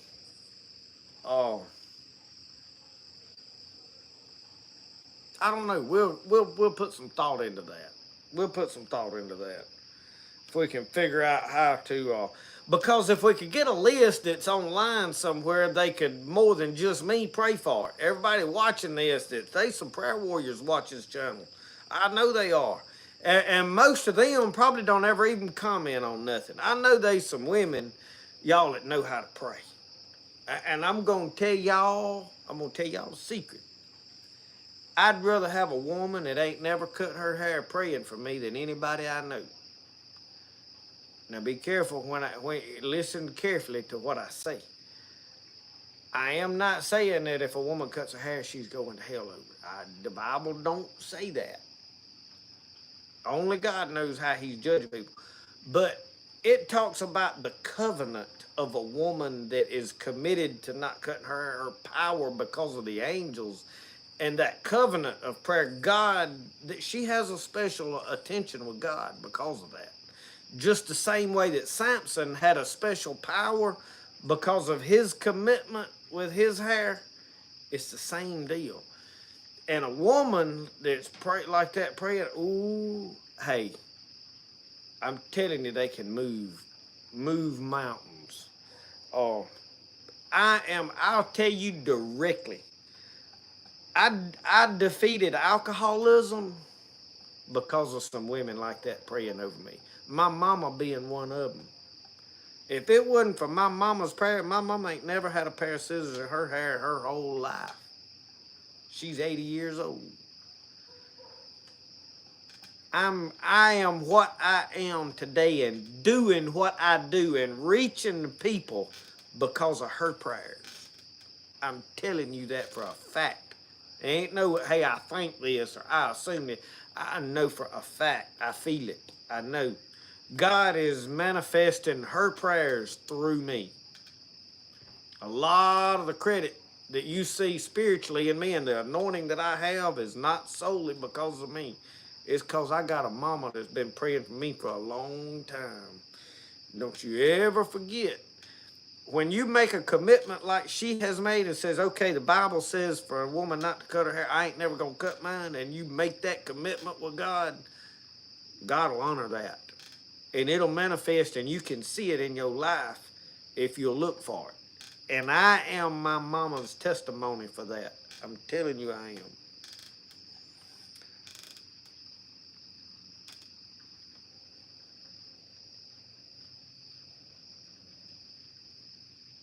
A lot of people they want to jump on when you say that. Well, you said we're going to hell if we don't, and they may. I don't know. I can't stand here and say, well, God ain't gonna put a woman in hell because I don't think so. I don't. I have to be careful with that. You know what I mean? I don't know. There's a lot of preachers I know that preach that. If you cut your hair, you're going to hell. The Bible don't say that, but it does teach that they shouldn't do it. So, you got to weigh out what you think's going on. I don't know. I'm not going to sit here, which I have a thing I'm not going to tell people they're going to hell over. I know these people that's going to go to hell. And there's things that I think people might go to hell over, but I'm not going to sit here and condemn people to hell. You can't help people doing that. When you make somebody mad at you and they run off and don't ever listen to nothing else, you got to say you can't help them. All I can tell you is there's benefits to doing this. I can sit here and tell you what all the consequences for not doing it are. I'm just telling you what the benefits for doing it is. That's the way I want to present that. You have to be careful. I don't want to offend people. I also don't want to baby people to where I ain't really standing for nothing either. You see what I'm saying? So you walk a real fine line and you have to handle things gently. And I try to go with my heart, what I think. And like I said, the Bible don't really say, it's like it says it's a shame for a man to have long hair. Well, I cut my hair. I keep it cut pretty good. Bible don't say I'm going to go to hell if I grow it out. Phil Robertson, he got hair hanging way down to here. I don't guess he read them scriptures and he knows the Bible pretty good. Or either he don't think much of it or think it's important. I don't know. I'd really like to hear his opinion on it. But the Bible says that it is a shame for a man to have long hair. Now, it don't say he's going to hell if he grows it out. You see what I mean here? So, those are things that... But when you talk about praying, if we could get where there is a prayer list that y'all could get on, log on somewhere and submit, hey, this is the Spirit of the Outdoors prayer list, and names be on there, and then there's prayer warriors watching this channel that could incorporate it in their everyday prayer and say, okay, I've got this list. I may not sit here and call out every name, but I'm going to lay this list down here and go, Lord, you touch every name on it. You whatever they need, and the Lord work like that. I firmly believe he does, because how else can you reach millions of people and thousands of people or whatever, and you can't individually call out that many names? It's not humanly possible. That's like me trying to reply to every comment on videos now. I tried for a long time to do it, but when it got to the point that I wouldn't get nothing done out here in my life, I mean, I sit here 2 hours and reply to comments. You just can't. It ain't that you don't want to. I would love to. I want to sit down and answer everybody, at least say thank you. But you just can't do it.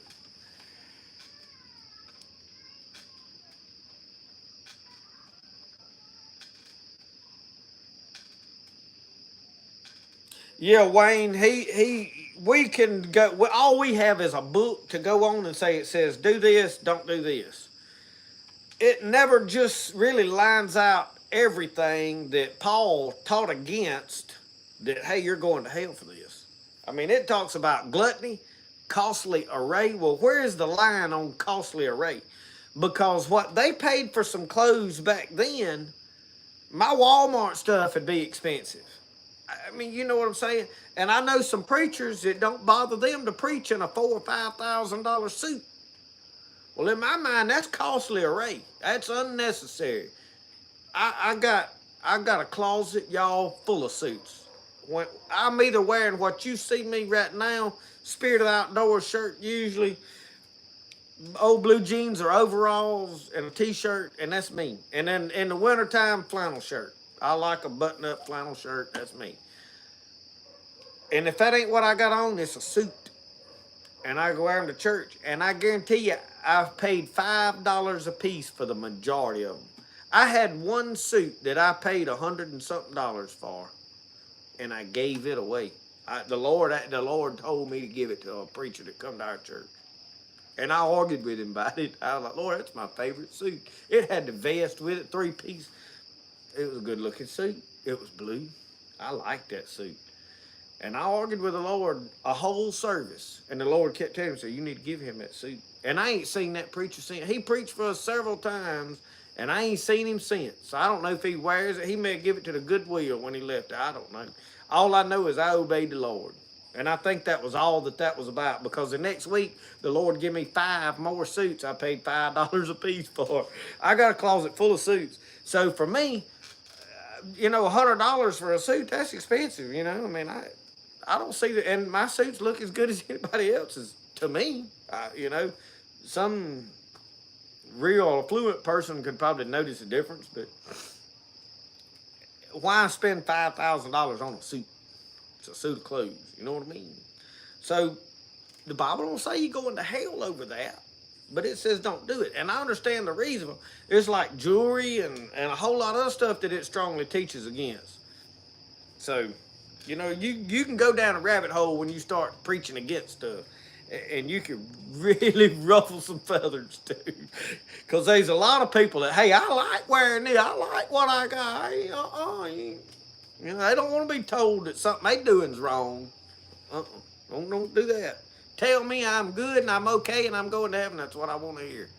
Itching ears, the Bible calls it.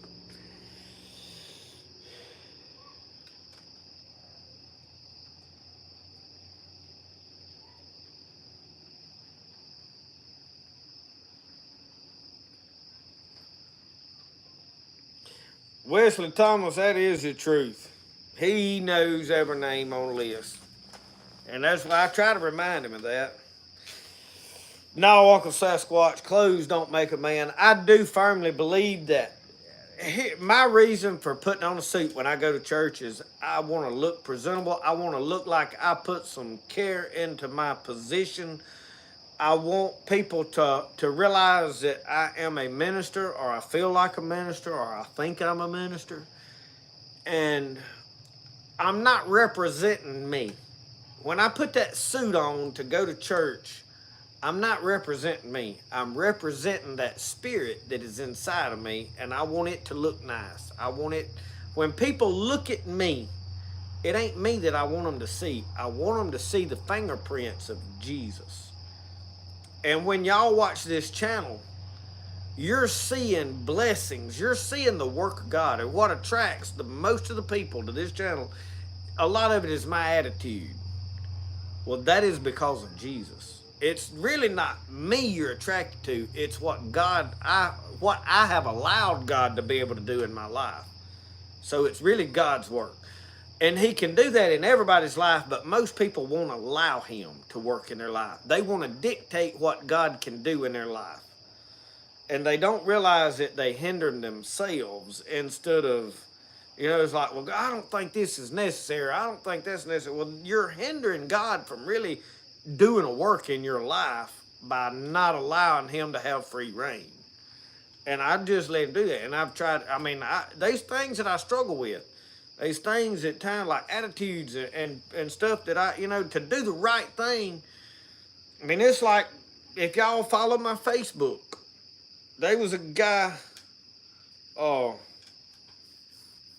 commented on preaching video. He didn't like it. Commented on another video, the only time he comments is when he's got a gripe about something. And I didn't block it. Everybody's like, I'd block him for that. No, he'll be, and come to find out, he's still watching. He commented on another preaching video. He's still watching them. He don't like it, but he's watching them. That's all I need. Because I'm not working on him. The Lord's working on him. The Lord's talking to his heart, I promise you. And that's the deal. It's not about what I say. It's about what I really do. Because your actions is going to say way more than I can sit here and tell you. Because a liar can sit here and fill your head full of garbage and you don't. But when you see what somebody has acted on and how they responded to especially negative situations, then you see really what that man or woman is and what they believe. And you know if they really believe it or not. And that's... Larry Alexander, you gone. We will see you on the flip side.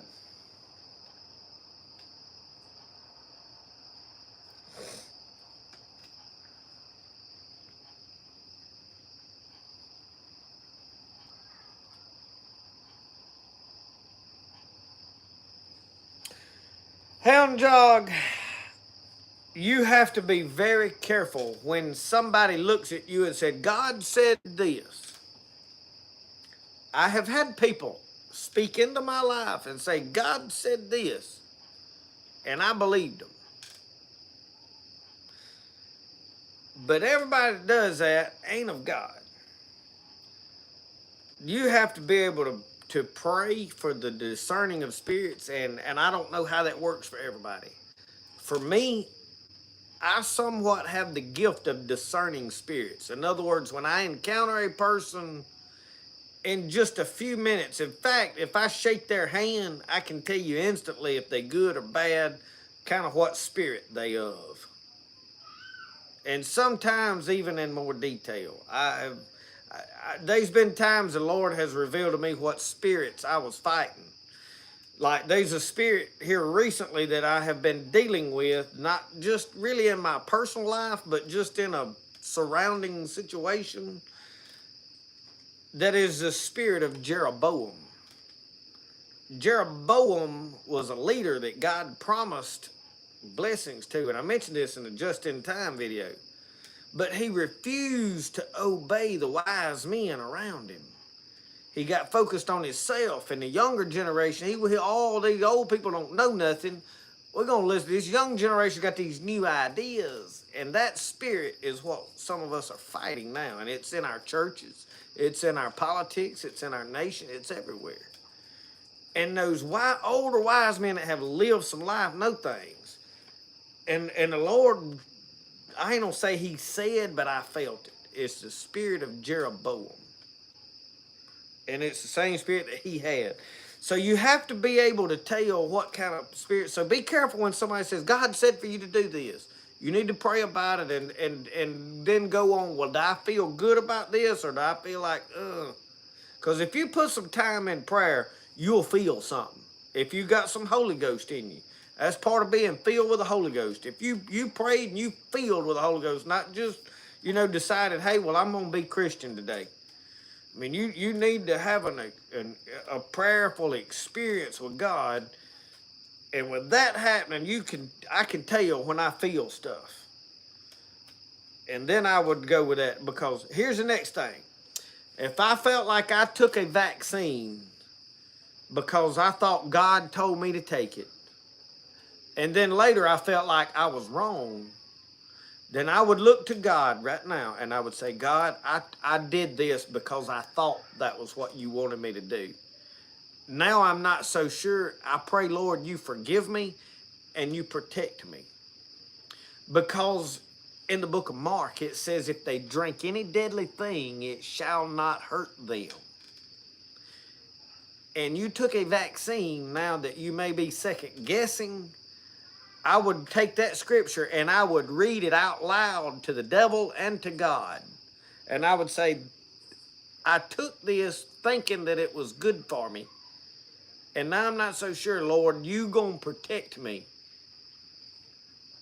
It's up to you, Lord. And God's bigger than that vaccine or that virus or any of it. And if you'll turn to God and you'll put it in his hands and say, Lord, I need you to handle this, you'll be all right. Okay? Regardless if they put poison and had bleach in it. God said, if they drink any deadly thing, it shall not hurt them.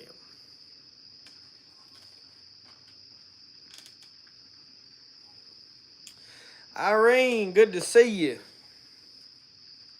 You may have already been here a while. I have just noticed your comment.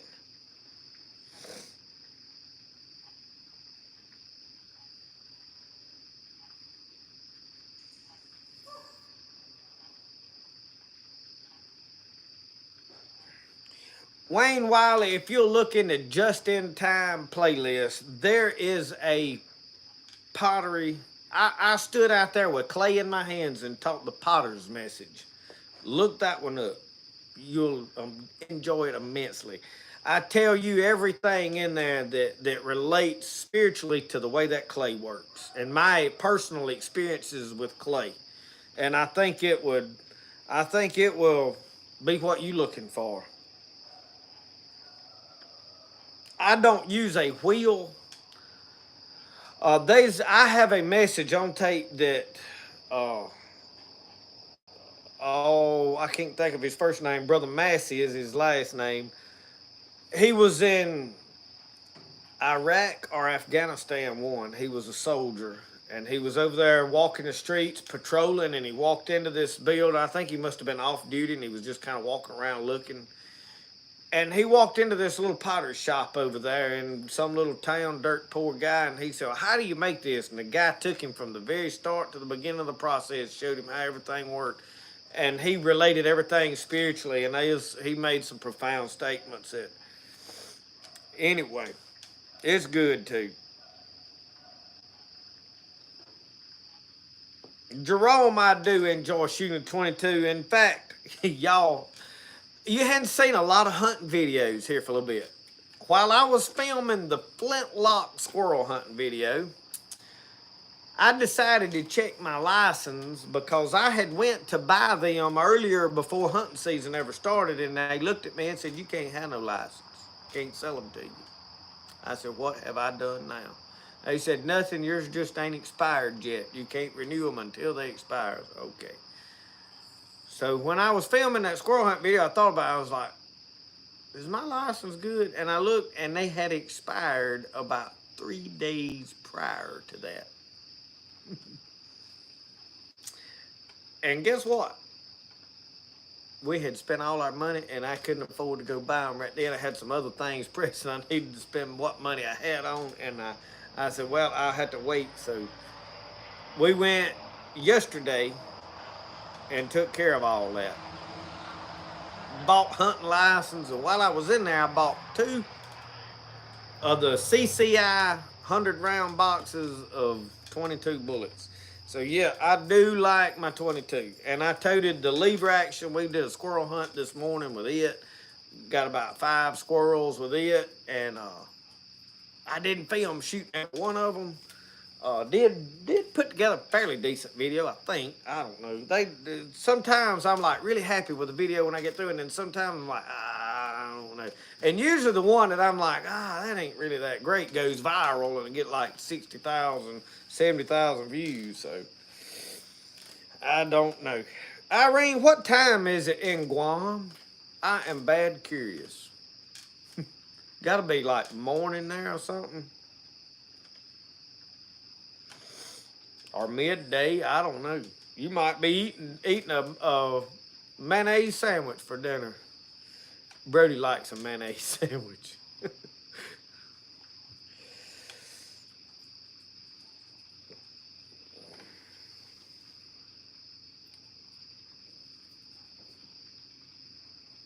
Lord, Lord, Lord. Well, y'all. Jerome says, you've had a mayonnaise sandwich, haven't you? Ever had one with bananas on it? 11, it's almost dinner time. So I was a good guess. I said you may be sitting down to eat dinner or lunch, mayonnaise sandwich. It's 11:49. That's pretty close to what we call dinner. We have breakfast, dinner, and supper here in the South. Now my northern friends here probably have what did I say? We have breakfast, dinner, and supper. I don't know what I said this first time. Ain't no telling. But now some of them have breakfast, lunch, and dinner. We got breakfast, dinner, and supper. So I don't know. So we got breakfast, lunch, dinner, supper. These 4 meals, and I'm only eating 3 a day, and sometimes 2. And I don't know how we got this all messed up. So which one of y'all eat? Breakfast, lunch, dinner? See, I'm breakfast, dinner, supper. I'm gonna have to figure out where to get that lunch wedged in there somewhere. I'll be like Samwise Baggins. Mayonnaise and that. Jerome, my mama raised me on them banana sandwiches. We put that. She used that Hellman's mayonnaise. She raised me on Hellman's mayonnaise, y'all. I got out and discovered Blue Plate. I don't know. I took a liking to Blue Plate, and then I got me some Dukes, and I like Dukes, and I drift back and forth. I ain't one of them. Hey, it's got to be one kind. I like Dukes and Blue Plate. That's 2 mayonnaise that I eat. I ain't one of them hating on other people. You tell me at all Blue Plate, you ain't tried Dukes? I'm gonna be honest with you now, Dukes is good mayonnaise. It's different, but it was good.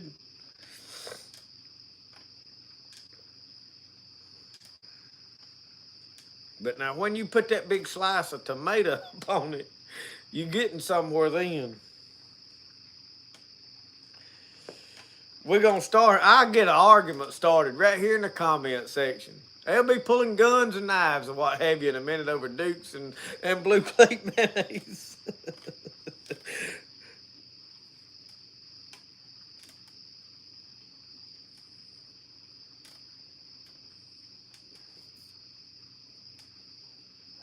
I bet Irene's growing bananas over there in her yard. We had to go to the grocery store and buy them. They don't grow bananas in Neshoba County, Mississippi. We can't even grow plums no more. I used to like to eat a plum. This year, well, I'm scrounging to get a few figs, but the leaves is gonna fall off a tree for all the figs get right. But now I done eat me, and me and Brody been working on them figs. That tree's putting out, and maters and black pepper, Blue Plate, sunbeam bread is hard. I'll be honest with you, I can eat about any kind of loaf bread. Y'all, I'll be honest with you, I ain't just real picky. Sugar and cornbread is blasphemy. I don't know if I don't know what, I don't think there's no sugar in our cornbread here. And I'll tell you something else is gonna blow your mind. I ain't had no heap of them big yeller tea cakes. Y'all know about them yeller tea cakes? My mama-in-law made some, and I have had them before, but for some reason we don't do a lot of yellow tea cakes. And that used to be a staple. And that is a sugared bread, basically. I don't know exactly how it's made, but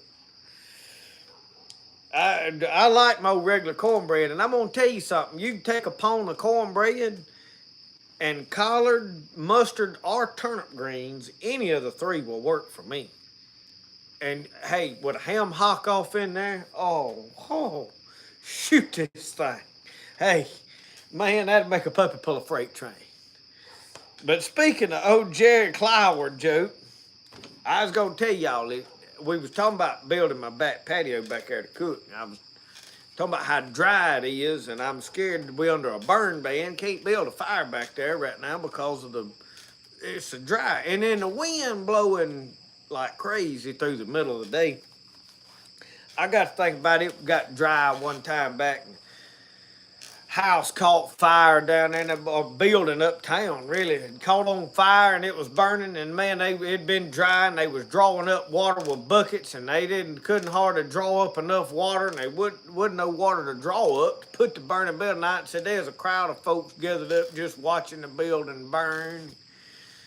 All them Leadbetters is hanging on the side of that old truck and they was going to watch it headed down there toward the fire. Seen the smoke coming up, they was coming and said the crowd kind of parted, said because they was coming pretty fast. Said all of them was hanging on that old truck, old Ardell, Burnell, Raynell, WL, Lanell, Odell, Udell, Marcel, Claude, Eugene, and Clovis. All of them. Aunt Pet was in there in the passenger. Uncle Versi was just a driving. They was headed toward the fire, said they was coming pretty fast, said the crowd parted, said, man, they got right up to the building, said they didn't even stop, said they run right up in the middle of the burning building. Drove right up in the front door.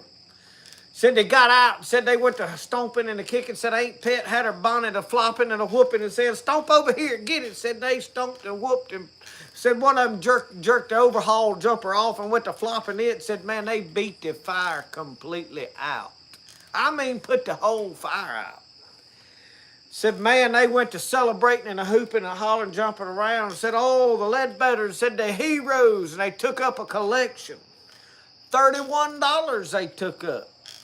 Give it to Uncle Versa and said, Uncle Versa, you are a hero. Said, here's the money. Said, but tell us, said, what are you going to buy with the money now? And Uncle Versa said, well, the first thing we're going to do is get the brakes fixed on that old truck. It done got bad dry. They done, truck done played out. They done drove it right up in the fire. Lord help.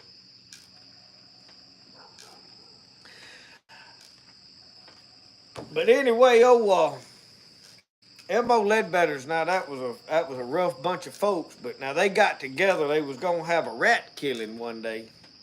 They said Uncle Versa, he was a head rat killer. Uh-oh. Phone battery fixing down. Said they got in there and had a rat killing. Jerry got on the school bus, said, we're gonna have a rat killing Saturday. Said, man, they was folks come from everywhere. They got out there gonna have a rat killing. They went to stomping them rats and raising, moving corn cribs and this, that, and said, finally, they said they got them all flushed. Said they had this old big concrete slab out there that was kind of half kicked up. Said all them rats had went down under there. Said that was the last thing. Said they had to have been 100 of them under there. Well, they got to trying to get them out of there and they dug at it and stowed stuff. Said they got to pouring water down in there trying to drown them out. They couldn't get them out of there and said, Uncle Versa said, if you'll back that A model car up right here, he said, I'm told it hit manufacturers something in that engine that when you guff it down that exhaust pipe, if we'll put an inner tube around that exhaust pipe and run the other end down under that slab, that it manufactures something in that engine that'll make them rats come out from under there. So they backed the truck up there, the old A model. Uncle Versa got in there and went to revving that engine. Boy, he was a hammering on it. They said they had that inner tube wrapped around down and shoved up under the holes in that slab. And they said, now, brother, you ain't never had no fun unless you have stood with a stick and waited for them carbon monoxide sick rats to come out from under that slab. He said, now, that was some fun. Said they was in the corn crib one day having a rat killing. He said we was moving crib around, moving corn. Said them rats is just getting up in there and just eating up all the corn. Said we'd done tried everything we could to try to keep them run out of there. And he said we was there. He said, and there was one run up there out of that corn crib. He said I tried to stomp him and I missed. He said he run up my britches leg. He said he run all the way up there to right there above my knee. He said, and I grabbed him and squeezed him. And he said, I told my brother Sonny, said, get your pocket knife. He said, because I don't believe I can back him down. And I know I ain't fixing to turn him loose. He said, so my brother Sonny got that pocket knife and he cut all the way around my hand out of my overhaul jumper. He said, and I took it, rat, said I done squeezed him good. He said, and I pitched it over there to old Andy. He said, and Andy said, "Hurrah!" Said, and just swallowed him whole. But there's in there, he said, we finally killed one old great big one. He said, man, said my brother Sonny had done grabbed one up out of the corn crib. He said his tail hung way down there. He said it was such a big rat. He said that my brother Sonny had done stomped it and whooped it and jobbed it with a hay fork. Said it was such a big rat, said he wanted to show it to Mama. So he grabbed it up, run up in the house with it, shoved the door open, said, Mama said, look here, what a rat. He said, I have done whooped him over the head with an ear of corn and stabbed him with a hay fork. Said he still tried to run off. Said we stomped him 2 or 3 times. Said grabbed him and throwed him against the wall. And said about that time, said my brother Sonny looked and there sat the preacher. He said he grabbed that rat and held it up to him and went to stroking it. He said, and then the Lord called the poor thing home.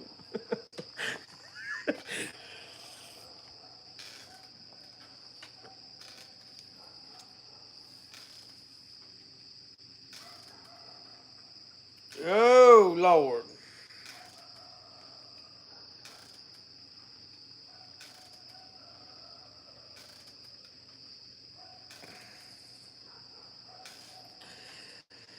Well. I was trying to think if there's another good one that I knew right off. I know about all of them, but I don't know which ones right off the top of my head. I have told most of them. I don't know which ones I ain't told.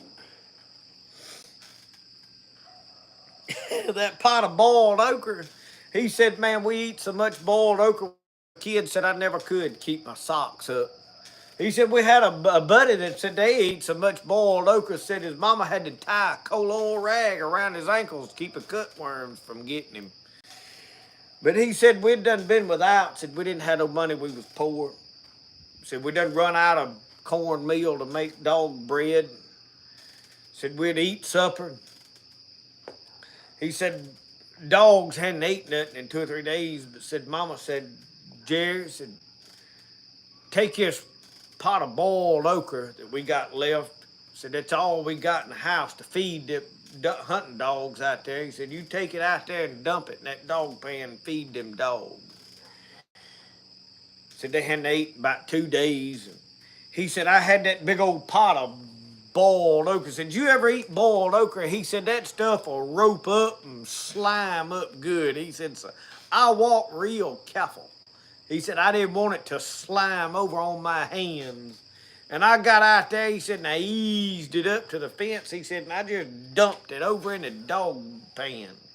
He said, no great big dog, old Brummy, come running up there first. Said he stuck his nose down that bowl and sucked it. Said that boiled okra went out so fast. Said he thought the other dog got it and jumped on him. He said them dogs fought the rest of the evening and didn't but one dog know what they was fighting about.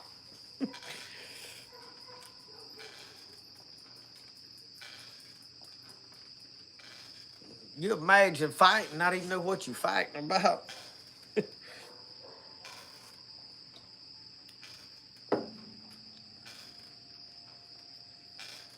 Bushcraft with a preacher. We'll see you next time.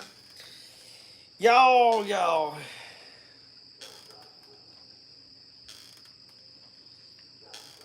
You talking about a wreck? So Marcel, had been hauling pulpwood, and they told him he needed a license to drive that truck he was driving, and so they was trying to get old Marcel Ledbetter his CDL license. And he said they presented him with a question. Said if you've got a vehicle going at 80 miles an hour and you've got a school bus stopped in this lane, and there's a car or two or three cars coming in the other lane, and there's pedestrians walking down the sidewalk. He said, "Can you tell me what you gonna do?" He said, "I'm gonna wake up my brother's Eugene." He said, "You gonna do what?" He said, "I'm gonna wake up my brother Eugene." He said, "Now why are you gonna do that?" He said, "Because Eugene never seen no wreck like what we fixing to have."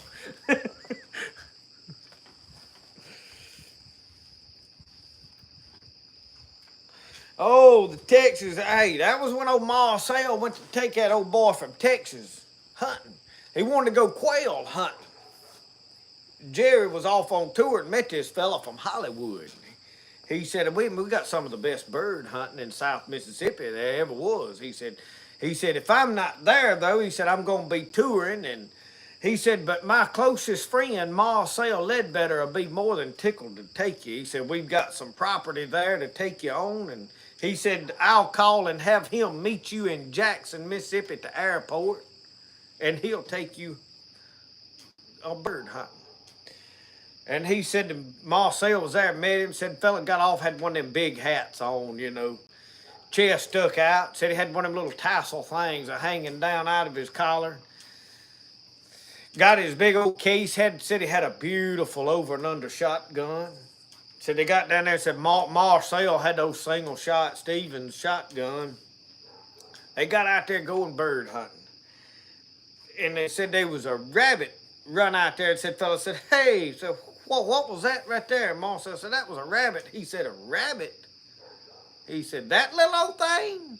He said, Lord, back in Texas, said, our rabbits, said, as big as that dog yonder. Went on a little bit. He said, there's a little old young yearling doe come running across. He said, what was that? Marcel said, that was a deer. He said, a deer? He said, my land, man. He said, the deer we got in Texas, said they big as that cow right yonder. I went on 2 or 3 times. They left. They was headed down there to eat at a restaurant. He said, man, said they got one of the finest restaurants down there to eat in. Said they got one of them big lazy Susan tables. He said, you can pitch till you win. They was headed along, said they was headed to the bridge down there, and said there was a turtle slid across the road, went out the bank there, said, man, that thing was big as a dishpan. Said that fellow from Texas said, oh, what was that? Said Marcel looked over and said, a tick.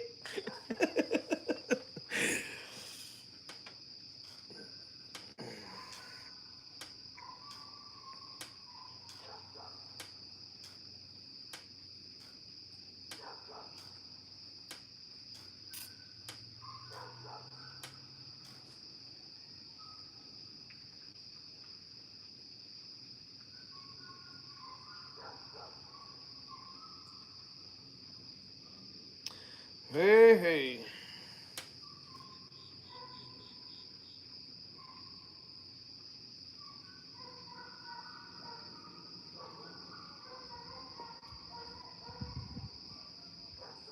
Trying to see what I have missed y'all in the comments right here. Well, I have about done expended my Jerry Clower resources. I do thank all of you for watching. I am fixing to shut it down. We have been going for way too long, probably. I know some of y'all got to get up early in the morning. I don't know. Me and Roscoe may go in. I have got to go in there and can these turnip greens. Come here, Roscoe. Load up. Tell him, hey, y'all's a celebrity has showed up.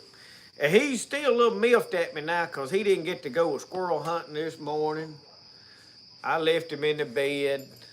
He was up under them covers and didn't know I slipped off. What happened? Ain't it? Huh? Is that what happened? He's trying to make him a nest. He can't find nowhere to get comfortable. My lap ain't big enough, is it? We're going to have to get us a recliner out here. That's what we're going to have to do. So anyway, y'all,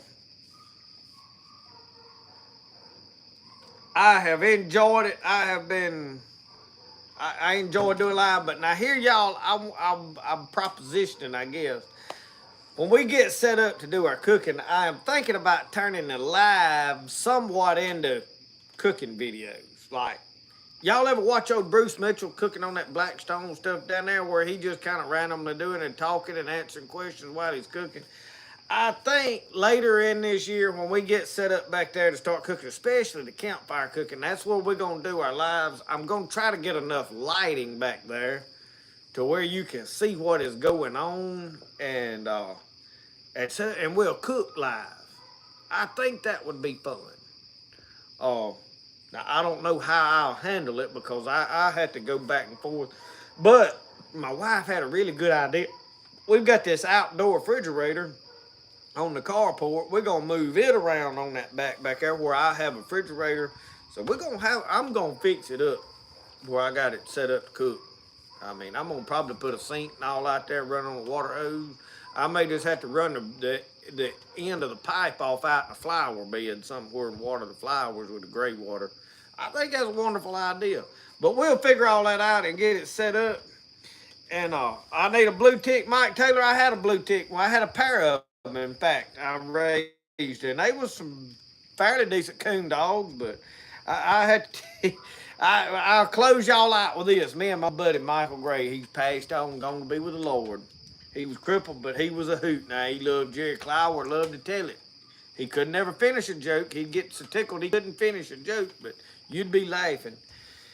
He come here one day and said, let's go down there and take them coon dogs. I had a hog trap out, and we had caught a couple of coons in it. I said, we'll take them dogs down there and we'll train them. I said, I'll put them in there with them, let them get a hold of that coon. I said, they'll be coon dogs. Well, we opened the trap door on that, and it was like a 4 foot wide, 4 foot tall, 6 foot long hog trap. Wasn't no getting out. I raised the door, throwed them 2 blue tick hounds in there, shut the door on about a half-grown coon in there. So when he got through with them 2 dogs and I opened the door, them dogs left there and they headed to the house. I hollered at them and they wouldn't even slow down. I looked around at my buddy Michael Gray, my cousin.